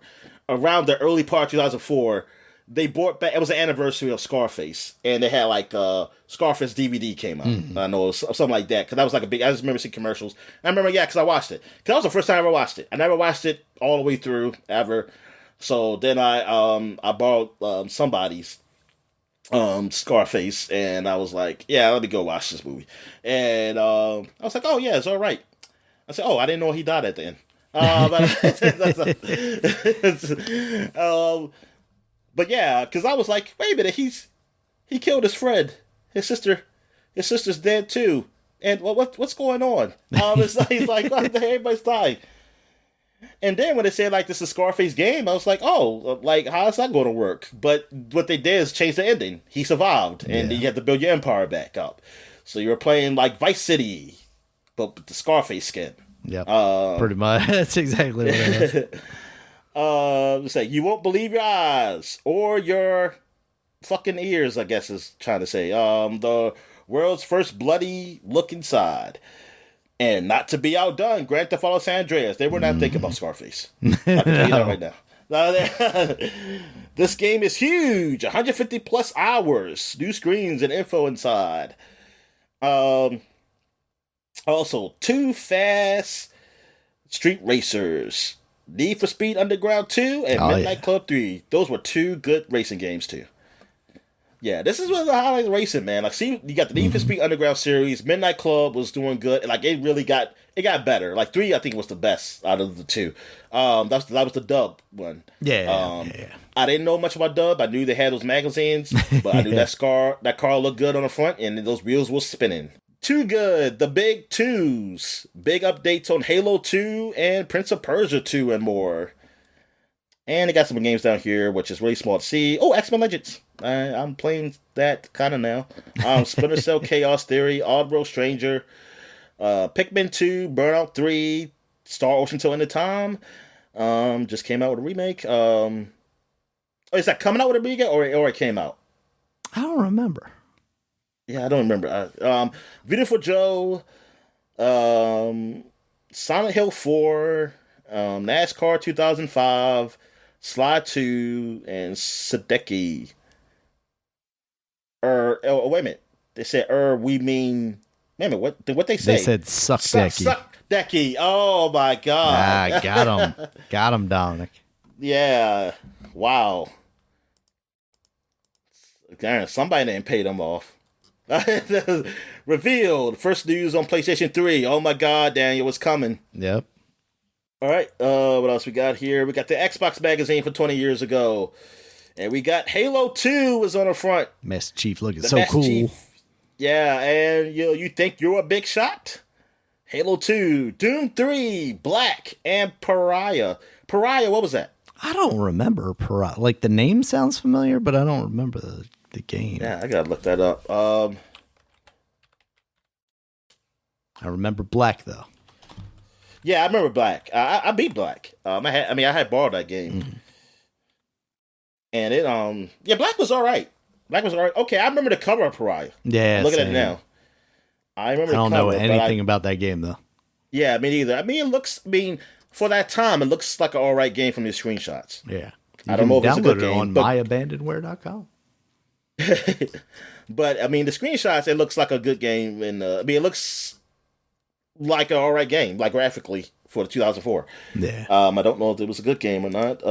Actually, I can see right here. Nah, kind of average. 69 on PC, 70 on Xbox. Mm. It was it was just on the Xbox. It's too powerful for the PS2 again, or it was too bad. It was too bad for the PS2, as I would say. Sure, that's what I would say. I say it ain't no Killzone.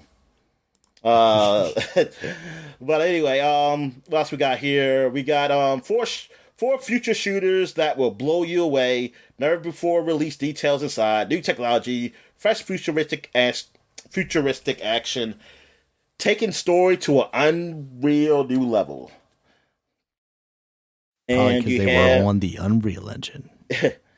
Need buy advice? Trust these reviews. Burnout 3, Silent Hill 4, Sadeki. They didn't call it Suckdeki. SRS. They were fans. Yeah. Oh yeah, here we go. Dead or Alive Ultimate. Oh yeah.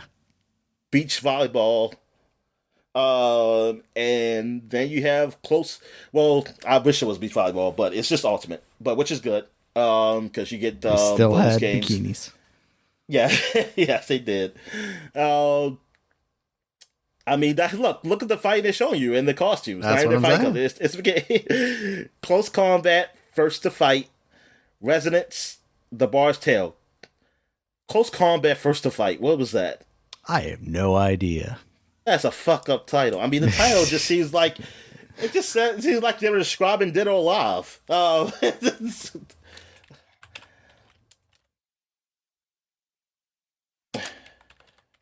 Like first if okay. Is that a Marines game? Yeah. It looks like it's Marine propaganda. That's what it is. It's like America's Army Marines. Yeah, that's what it seems like. Yeah, the fruit, the proud, the Marines. that's how it starts. Yep, and that's how it ends. Also. Oh no. They got 69 on Xbox, 67 on PC. They are anti-American. It says that the developers worked with more than 40 U.S. Marines to help make the game. Composer Tim Temple composed the game's soundtrack. Okay, I guess he's a good composer. I have no idea. The game was later ported to the Wii as Marines Modern Urban Combat. Goodness. Okay. Yeah, they were definitely trying to get the Call of Duty something in there because come on, Modern Urban Combat. Modern Urban Combat. Yeah, are you serious? And got during the Wii, like how many more years later? Exactly. Like this is 2004. The Xbox 360 hasn't even come out yet. That's great. What else we have here? But that's it. Well, then again, I don't know when that came out because this is on the magazine. It came out 2005, April 6, 2005. But I don't, it never came on the I don't see Xbox One unless they changed the name for that one too. All right. So what else we got here? Oh, it still came out before Xbox One came out because the Xbox One came out that fall that year. And I totally lost. I mean, because I don't got the page up. All right, so I'm getting here now. PSM, which is the unofficial PlayStation magazine, top selling number one though. Yes, and it has two guys on the front of here. We got Solid Snake, and actually no, that's not Solid Snake. That's actually the Big first Boss. Snake. Yeah, because that's for Metal Gear Solid 3, I want to say. And this is Dante, young Dante, for Devil May Cry 3, which was very, very good. It was my favorite action game. Then I played God of War, then that became my favorite action game. But yes, they got a fall game preview. So you got Metal Gear Solid 3, Devil May Cry 3, Mortal Kombat Deception, Gran Turismo 4, Need for Speed Underground 2, Jack 3, Ratchet and Clank 3, they both came at the same year. That's crazy.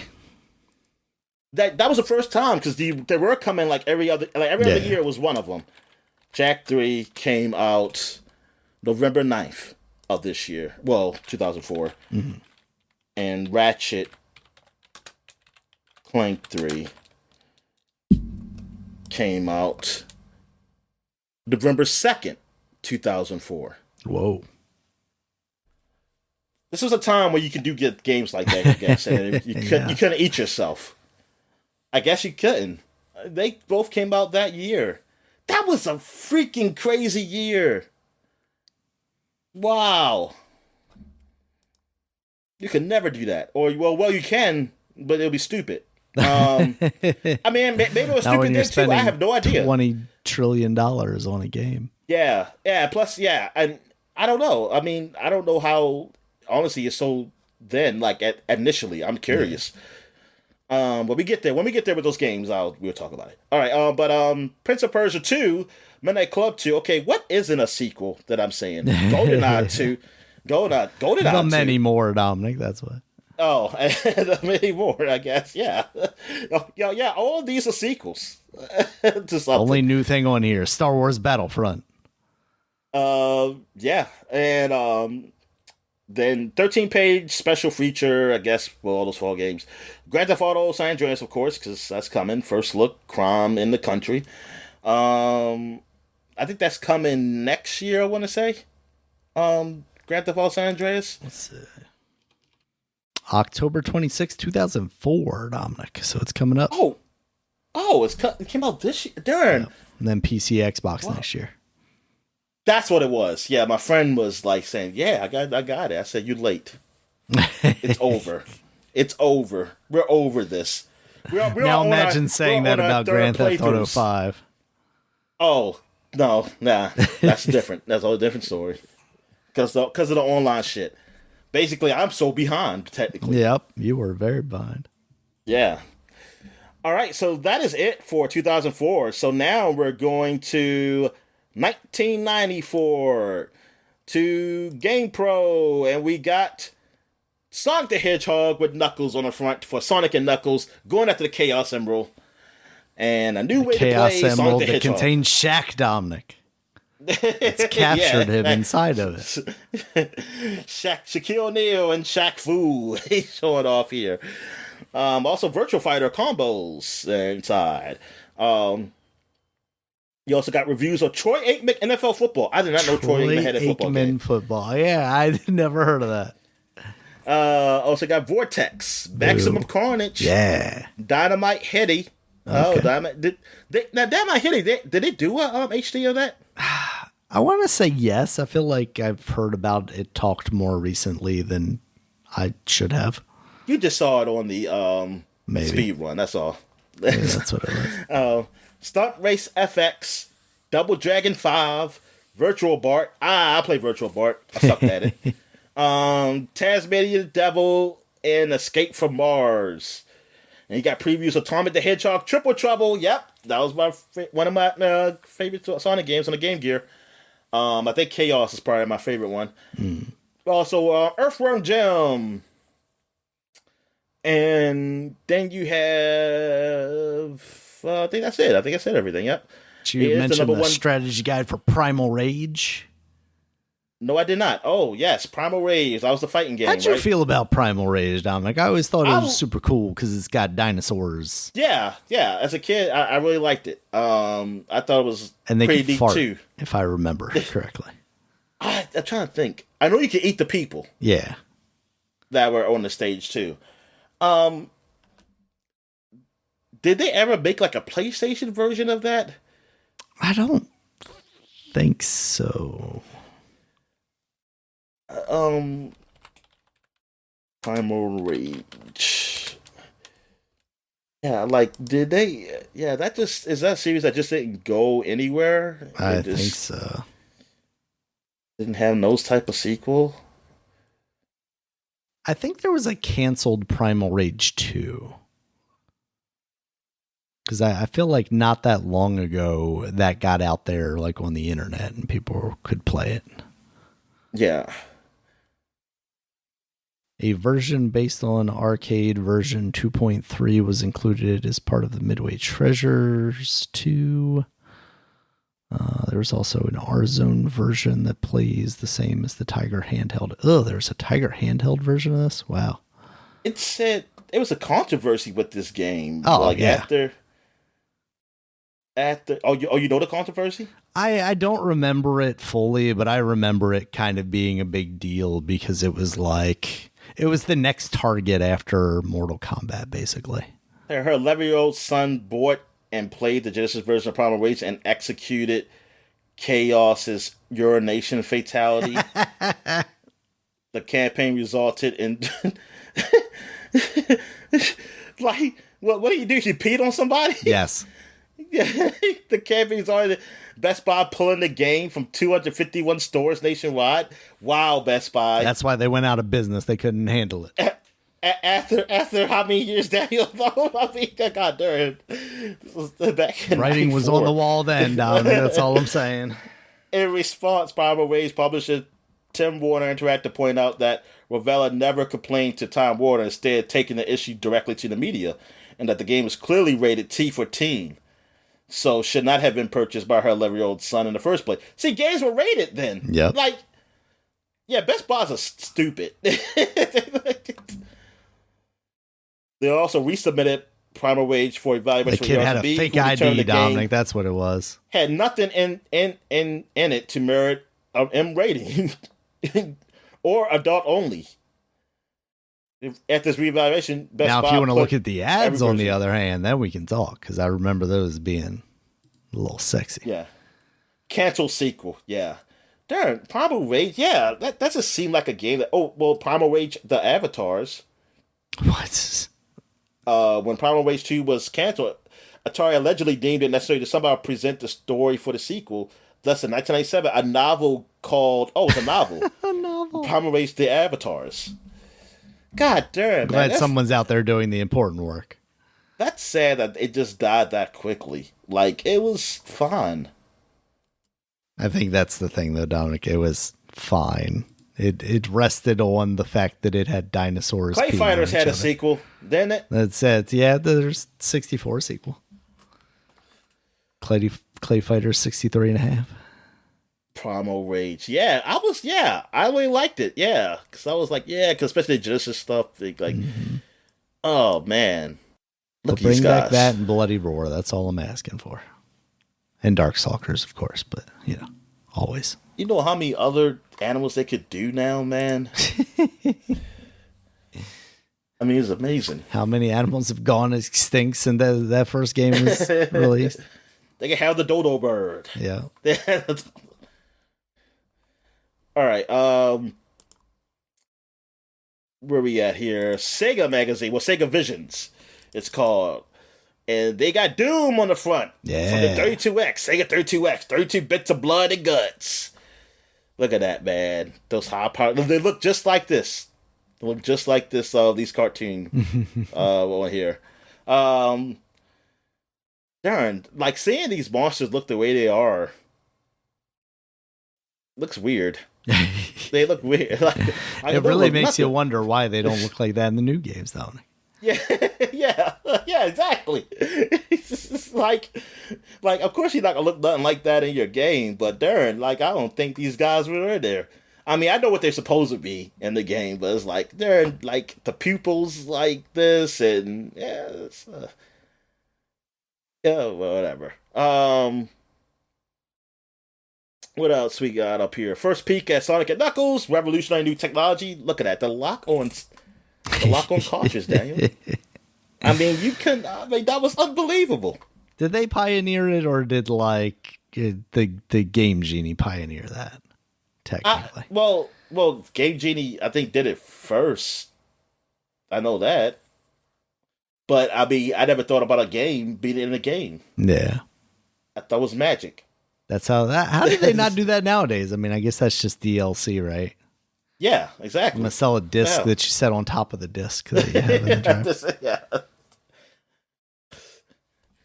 That's what you do with the Final Fantasy, the latest one, the two discs. You put them together. Yep. Sandwich them together. All right, MTV. Tune in to The Rock. Monday, October 17th. That's got to be better than Rockin' the Vote, at least, I guess. $15,000 cash prize. That's $25,000 cash prize. That is equivalent to $1 billion today, people. They were giving. Is this too early for Dwayne The Rock Johnson? Did I rock him? Yeah, I think it's definitely too early. It's what, 1994? Yeah. Yeah. He probably was in. When did he graduate college? Or when did he leave? When did he leave football in college? Football. First look, the new game rating system, Daniel. I think it's kind of cool that you just mentioned that, and here it is. That they have game ratings. It's kind of wild that there was a time before game ratings, because I don't really remember that. I remember game ratings very much being a thing. Oh, I remember. See, I kind of do. I remember that before the game ratings, because I remember when they came out, how I was looking at it and I was like, oh, I said they got these things up here now that tell you. The only time I really remember like interacting with them is like wanting to get Maximum Carnage, and my mother being like, I don't know about this. Well, shit, my dad wouldn't give me Grand Theft Auto, man. And it wasn't because of the game ratings, because of the damn news. Yeah. Oh, absolutely, yeah.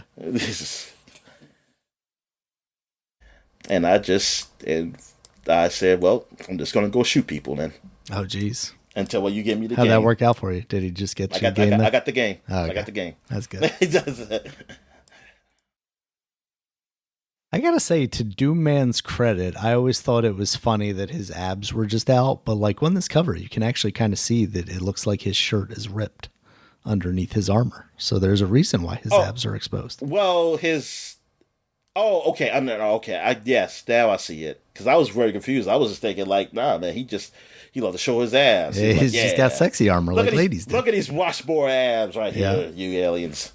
Meanwhile, you're demons. You demons. Yeah, there's no aliens. There's no aliens in Doom. They're all actually demons from another portal, and a portal hell's on Mars for whatever reason. All right, so that's it for the flashback segment. So now we're going to take a quick break. We'll get back. We get to the gaming news. All right. And we're back. So let's get to the gaming news. What we got? All right, there's not much in the way of gaming news this week, honestly, Dominic. There are some very large rumors starting to go around, though, following some of Ubisoft's financial issues as of late and the delay of Assassin's Creed Shadows. There's some talk around possible buyout by Tencent. I don't know about you, but that is not a good sign for me. Ubisoft is one of the few last big publishers, along with EA. Now that they always come out on Activision's stage, got gobbled up, holding hands. Yeah. What happened to fighting off Vivendi? Now they're like welcoming Ubisoft. Vivendi wasn't Chinese, right? No. So maybe they're okay with China, Daniel. Maybe Maybe. they're part of they know what's coming. They know who's taking over. It's, Yeah, I mean, I hated it. It's just, we were pretty positive about the Microsoft thing, and like, we've kind of had change of some feelings there. yeah, I mean, just because of because How it's they've not they're handled not it. doing they're not that yeah how it's handled, and then that they're not doing what we want with Yeah, they're it. So not it's like it doesn't benefiting matter. us. The whole reason we Yeah, were for it yeah, is because we thought it it's would because of benefit us, benefit. and it's not benefiting us. And Yeah, this, I just so don't really see any benefit to us. oh, at So all. outside of like maybe Ubisoft not existing, if they don't get some sort of financial help or something like that. Well, it may benefit some people. They're going to take the black guy out of the Assassin's Creed Oh game, God, and no, they might. they're gonna say no. You either have to be white or Asian. That is it. It's definitely gonna be white, Dominic. And get that woman out of here too. Yep, they'll just turn her into a guy. Though. They say no, she's a concubine. Oh jeez. That's Yeah, it. like this is disappointing news to hear. I mean, Ubisoft obviously has had a lot of troubles in the past couple of years, and obviously their management needs to change in some way, shape, or form. But I don't know that being bought out by Tencent is the way I want that to happen necessarily. So I'm apprehensively fearful of this actually coming to fruition. All right, Dominic. And then the other story I got here, which this is actual news, not rumors. Nintendo has shut down Ryujinx. That is the other emulator for the Nintendo Switch. Previously, they had gotten their hands on the other one and shut that down. And it seemed like Ryujinx was actually kind of getting away with it somehow. And apparently not. They have asked them to cease development on it, and they have obliged. There's some speculation that they may have gotten a payout as to shutting it down. Oh, I wish Others, they did. I That's good. I hope they did. I mean, at least if they had to do that, Yeah. But also, like, they sold out on us, so like, screw them. Yeah, yeah. It's like I don't blame. Well, Sorry, go ahead. Go ahead. I was just going to say the reality is like emulation is not illegal, and the ROM and the software side of things is obviously a legal and moral Yes, gray yeah. area. But the fact that these people were able to provide a piece of software that allowed other people, and not even myself, because I don't have the hardware to run this stuff. Yeah, unfortunately, me neither. I mean, I don't know, it doesn't matter. Yeah, whatever. But allowed people to experience some of these games in a way that was better than on the original hardware. I think that's really cool. Obviously for a game preservation standpoint, and we'll talk a little bit more about that as part of the other half of this. But it allows games to exist past kind of their expiration date or the determined expiration date by these companies. Yeah, yeah. That's the thing. It's like, wow, these games they're looking better than. Well, see, the difference is like I'm used to like emulation happen later in the cycle of the consoles. Yeah, it's kind of crazy that this was occurring, much in the way that like Game Boy Advance stuff for me was, or even Game Boy. That stuff was basically day and date with when games would come out. You could play them on emulation, and that was really cool, honestly. So but it's also telling like, man, your system is it's kind of aged, and I mean, I get it, aged fast because it wasn't that powerful to begin with, but it's like, man, they're showing that look, like these games, man, they can be played better, and like, hey, hurry up and get that new system out here, or at least work more like make the games a little bit better on yours, because that's like some of these things are seeming like excuses. Like they're not. I don't feel like some of those games should run that slow. Yeah. On there, that I feel like y'all could have did it, because I've seen it. I've seen y'all done it in certain games, and but it seemed like Pokemon. I feel like man, y'all must have just Yeah. just been like went cheap on it. And I'm like, it shouldn't be that way. Um, but yeah, I mean, I feel like, look, go after the people who did the wrongs, but you can't. Like the emulator stuff, I just feel like, man. I mean, look, unless they're doing something illegal that I just don't know about. Yeah. I mean, I feel like they shouldn't be touched. It's like it shouldn't be touched. You just got look. You got yeah. I get it. You have to stop the piracy, but that's the game. It's just like that's the whole thing. Like, look, people who go on pirate, then you just gotta go try to stop them. But as far as the emulators go, like, hey, that's not it. Like, cause it's not really. Yeah, you're not really stealing anything, really. Yeah, as long as you aren't using their code or something yeah. like the other stuff may have allegedly been doing. Yeah, and the thing that really makes me sad about this is, yeah, like as we look towards the future and the game's preservation aspect of it, you know, this is going to cut development of this stuff off at its knees, basically. You know, we already had pretty advanced development for the emulation, and we would only get better emulation as time goes on. But now people have effectively, the top, you know, players at least have effectively stopped doing development on this stuff. And now it's just going to stagnate until maybe eventually somebody will get back into it because Nintendo will have shied away from the system. I mean, and here's yeah, yeah, but like sales wise, I just can't believe this was hurting it. I'm sorry. oh yeah, I mean, especially like, when you look at the numbers for the Switch. yeah, like I'm sorry, this was not hurting you. Like it's a minuscule people who do this, and even you know what, there's actually some people who do both. They buy the game because they still gotta take it places, and like yeah, and then you might just say like, oh, what about the people who buy those handheld PCs? How many of those people are there? Like first of all, how many of those people who bought the Steam Deck and the other ones, and then it's even smaller amount who actually uses emulation. Yeah, because I mean, the emulation for those things wasn't even necessarily that great for the Switch anyway, because that software, you know, that hardware is not top tier, and some of that stuff just requires so much power. Yeah, it's one of those things. Like I said, you know, it's cool to see those things perform at a better time. You know, I've experimented with this stuff a little bit, and I tried like Metroid Dread. I think that was cool that I could do it, but I also bought that game. I bought that game twice.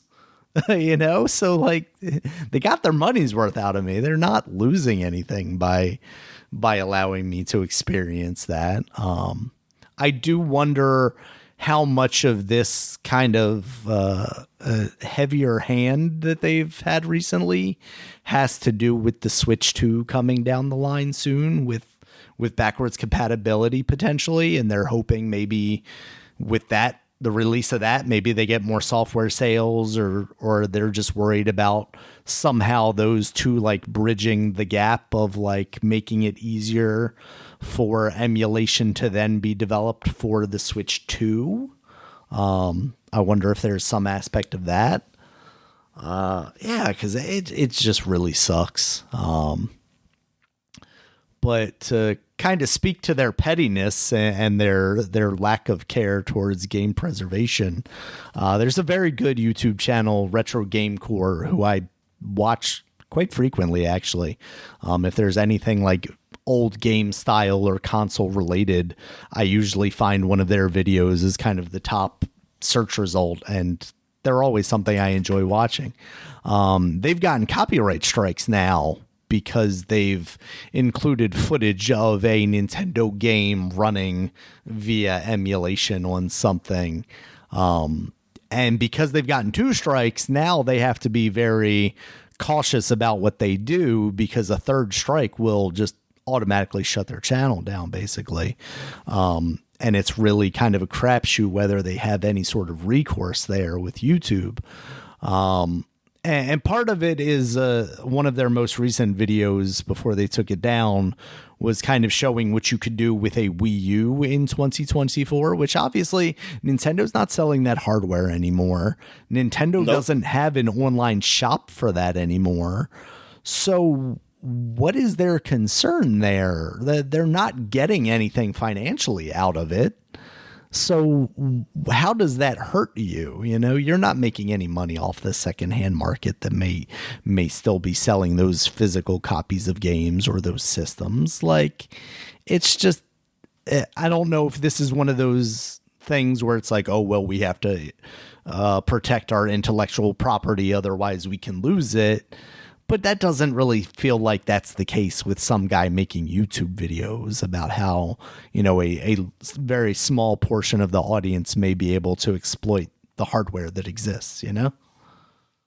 Yeah, I don't know, man. It's just all whatever. I just miss the days of people able to get by on this stuff, like even like, oh yeah, you give me a strike, fuck you, and I'll just go somewhere else where you kind of have a hard time tracking me and still do something. Maybe I won't see a video, but it'll be up somewhere online.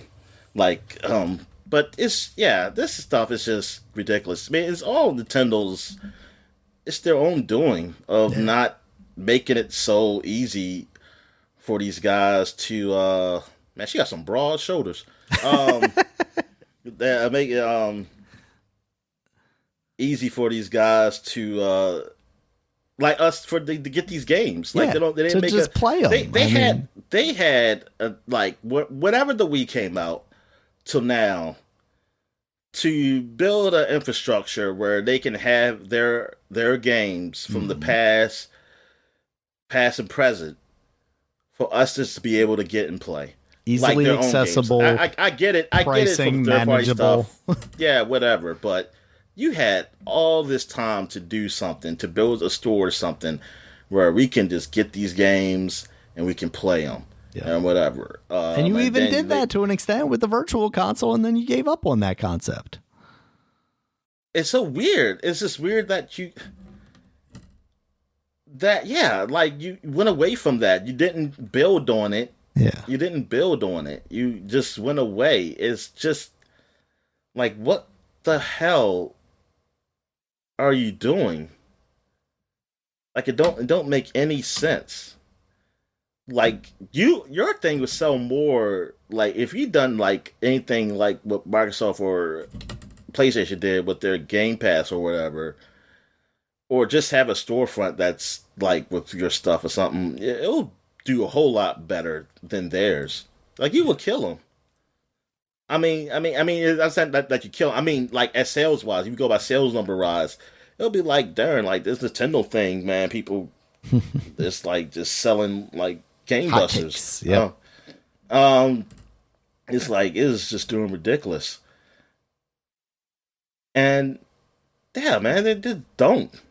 Like, they just want to keep it the archaic way. Like, look, you buy a game, and that's it. And some people, I guess some people just want that simplicity and whatever. Just, hey, I just buy a game and I own it, and that's it. Like, look, hey, I wish it was like that too. Really, I mean, but I also want the option. Like, I wish I had the option. Like, hey, because there's so many games. Like, I'd rather have it like where I can try them. So I'll pay a monthly service or something. To try it. Or can your games please go on sale? Or something. You can't because I don't want to. Because look, I'm not gonna be paying. I'm not gonna buy hundreds of games at $60 or $70. That's not gonna happen. Like, the thing is, I can say a lot of games I played, but I also didn't pay for. I mean, hell, technically we've been borrowing games, man, since forever, because that's all I did with my Genesis, like when I was young. And stuff like that. Like, my parents weren't buying a shit ton of games. I think at the end of my Genesis life cycle, maybe 20 I owned. Maybe 20 games I owned, and all of them worked for a price when I got them. So but I play a whole lot more though, because I borrowed from Blockbuster. I borrowed from friends. Like, we borrow each other games. But like later on, when there was no Blockbuster or whatever, it was like, then like the Xbox. Oh man, but see, that's what games were going a lot cheaper too. It's like, oh, look, $20 now, this game. Okay. So PlayStation 2 is like, hey, games go down to $20 after a year if they sell really well, or if they don't sell well, they go cheap too. Or they become very hard to get and then they go up. But yeah, it was these sales that would happen that would make it so that I could buy more games. And but like also now money, like, because the economy is not as great, and then the way things are, like, yeah, I need those sales. And like, man, there's no way in hell. Like, these Nintendo games, I just forget. Like, I was like, damn, man, I was like, yo, I want to play Luigi's Mansion. Like, I want to. But ain't no way in hell I'm paying full price for that game. Like, I want to play that new Yoshi game, or something like that. Mm-hmm. I want to get Woolly World or something. Like, I'm not paying that much for like that game. No, like, especially when we're talking about it being like 3 and 4 years old. Yeah, it's just not how we buy games anymore.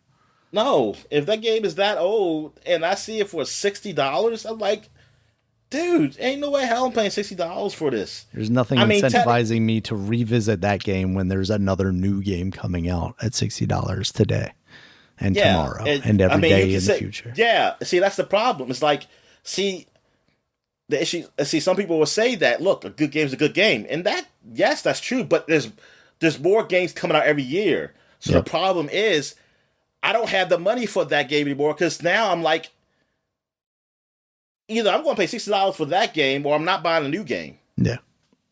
And there's something to be said around the dialogue of a new game too, like wanting to talk about a new game with people who are playing it while it's fresh in people's heads.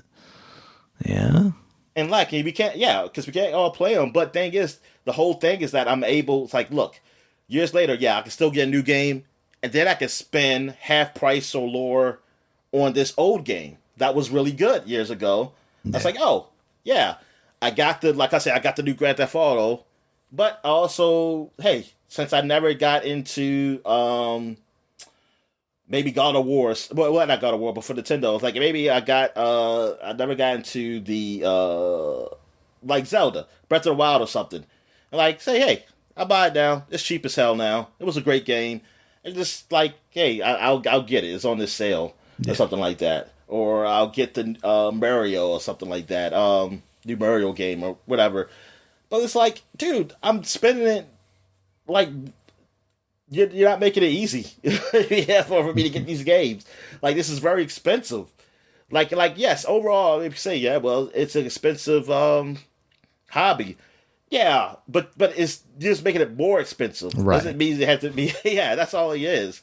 It's an expensive hobby, but but you're making it so much more expensive when you don't need to. Like, what are you losing out or not, or dropping these prices? Like, I just feel like these games are so old, and like, because they talk about how some games just sell so much more when they go down in price, like even popular games or something like that. Like, come on, Grand Theft Auto's gone. It's not $60 anymore, but it still be selling a hell of a lot at like 20 or 30 or whatever. And it's like, why can't you,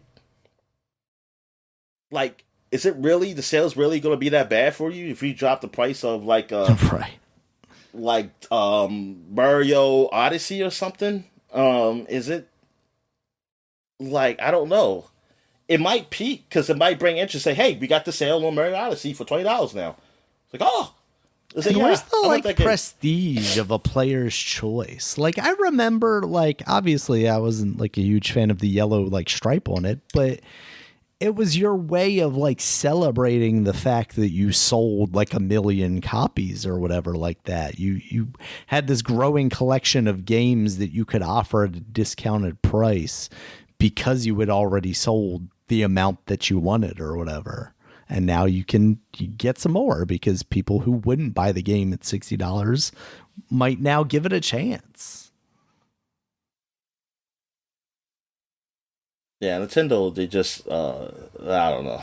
I will say that might be collusion, Dominic. We need to look into that because all of these companies dropped that. All 3 of these big companies used to have their own banner, Yeah. for high selling Platinum. games. Platinum was Xbox. Greatest And hits yeah, and player's choice. Yeah. I think Xbox did they have a platinum for Xbox 360? Because they still had greatest hits on PlayStation, but that's when it was fading out. Yeah. PlayStation 3 still had greatest hits. I don't Yeah, remember any platinums for the Xbox 360, honestly. yeah. So they must have dropped it. And players was it We had player's choice, right? okay? Okay, if it did, I I know it had. Well, I don't. You know what? I don't think they did. I think they did. Later on, they had the like what was it? upscaled things like the Pikmin type thing. That's what I'm thinking Yeah, of. it was like yeah, I'm thinking about like it was like a border over it saying Yeah. like it's a class. I don't know. Nintendo Selects. Select, and that's the stuff from GameCube. Is that what it was? Yeah, I think that's what a lot of it was, like the Pikmin 3, Mario Party 10, Wind Waker HD, Super Mario 3D World. Who's this woman? And not the interviewer, but the on Liv the Morgan. WWE. Oh, that's Liv Morgan. That's her name. Yeah, it's Liv okay, Morgan. with the belt. Yes. And who's the guy with her? That's Dominic Mysterio. He's okay. Rey Mysterio's son, despite the Okay. fact that he's very much doing like Eddie Guerrero cosplay right now. yeah. So, yeah. Yeah, that's kind of where my feelings are, though, Dominic. Anything else? No, I'm good. All right, then we'll get real quick into new releases here. First up, Starfield, the Shattered Space expansion that's now out on PC, Xbox. Have you heard anything about positive, negative about that yet? I heard positive That's good. about it. Nice. It's just unfortunate. I wish it was free with Game Pass. Yeah, that's still kind of how they get you, right? Is like, we'll give you the base game, but when stuff like this comes But you know out. what? I still haven't beat the base game yet, so you know what? I still got plenty of time. Do you think something like this gets a Game Pass, or is this we'll give you a discount for Game Pass, but we're never just going to give it to you? Yeah, I think it should be a discount. That's it. Gotcha. Because I don't remember them ever doing it for the whatchamacallit, Outer Wilds, Outer Worlds. Yeah, I gotcha. Yeah, that all their DLC is still you have to pay for. I mean, maybe because didn't they eventually do the like the special edition of that one? I could maybe see like eventually they do a Starfield Game of the Year edition, even though it wasn't anybody's Game of the Year. But they'll just be cheaper. It wasn't like the special edition of that wasn't a Game Pass game. Oh, it never was. Okay. No. I think I got that on like Epic Store like not that long ago. Yeah, actually. Yeah, Epic Store. Yeah, they did. They had like a free thing. Gotcha. All right. We've also got Predator Hunting Grounds. Somehow, Dominic, I got could a have 7 swore out of this 10 came on out IGN. I know 7. okay. Oh, I'm sorry. Shattered Space. Let me see. I'm gonna see some other reviews for Shattered Space. Yeah. Okay. Expansion isn't weird enough. Okay, maybe. Is that a Kotaku headline? Let me see what. That's a Verge. Okay. One, I think That also seems on brand, sure. They gave. Oh, never mind. I maybe I was just looking at one guy's thing, and apparently he's not speak for all the game industry. I'm seeing PC Gamer gave it a 60.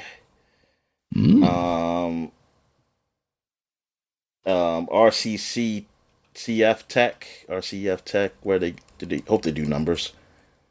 6. Yeah, okay. It's not great.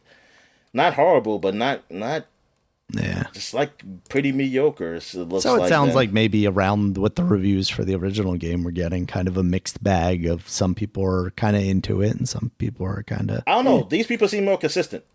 That was just a fan I was down? looking at. Yeah. Oh.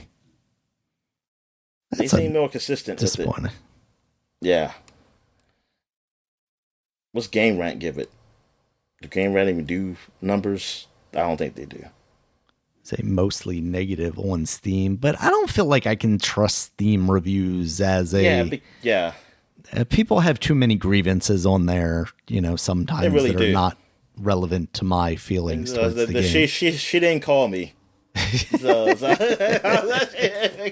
Exactly. It's like, All right. Yeah. I mentioned Predator Hunting Grounds. That's out now on PS5, Xbox Series X. This is a game that I could have swore it came out like 5 years ago because I just confused this with the Jason game and the Freddy game and the Dead by Daylight game. I feel like any interest in a Predator game, Dominic? didn't we already have one? That's what I thought. Like, I feel like I'm confusing this with. Yeah, I was about to say we had the one that was supposed to be like Jason and something like it was supposed to be 5v1 or. Yeah, I mean that's what this is too. Like it. Wait a minute. Is this the game I'm talking about then? 'Cause I this thought it might came be out. it because this came out in 2020. Maybe. Okay, it's just coming out on PS5 and series now. So I guess that game's still going. I thought that game kind of died. Well, I mean, just maybe nobody we know talks about it. But yeah. Okay, that makes a lot more sense now. You know what? I it's thought just Nia Jax was white. White. No, she's Rock's cousin. Oh, she is? Oh, okay. Yeah. I didn't know that. Oh, yeah, I think you did tell me that. I think you did. Well, to be honest with you, I thought Rock was white. All right. How dare you? Yeah. He will say otherwise in a documentary. Yeah. He's a person of Vince color. McMahon. He's a person of color. As that's what he said. out. He said yes. And you know what? And I said, thank you for not saying black. because, man, I'd rather you say some more than you say you black. All right. Next up, we got SpongeBob SquarePants, the Patrick Star game. That's out on basically everything. It sounds like that's not particularly good either. I saw an IGN review of it that was like a 5, which, I mean, I don't know that I was expecting much out of it, but it looked like it could be a kind of fun sandbox thing. And it sounds like maybe it doesn't even necessarily live up to that. Oh, what's this game again? The SpongeBob game. Oh, okay. Yeah.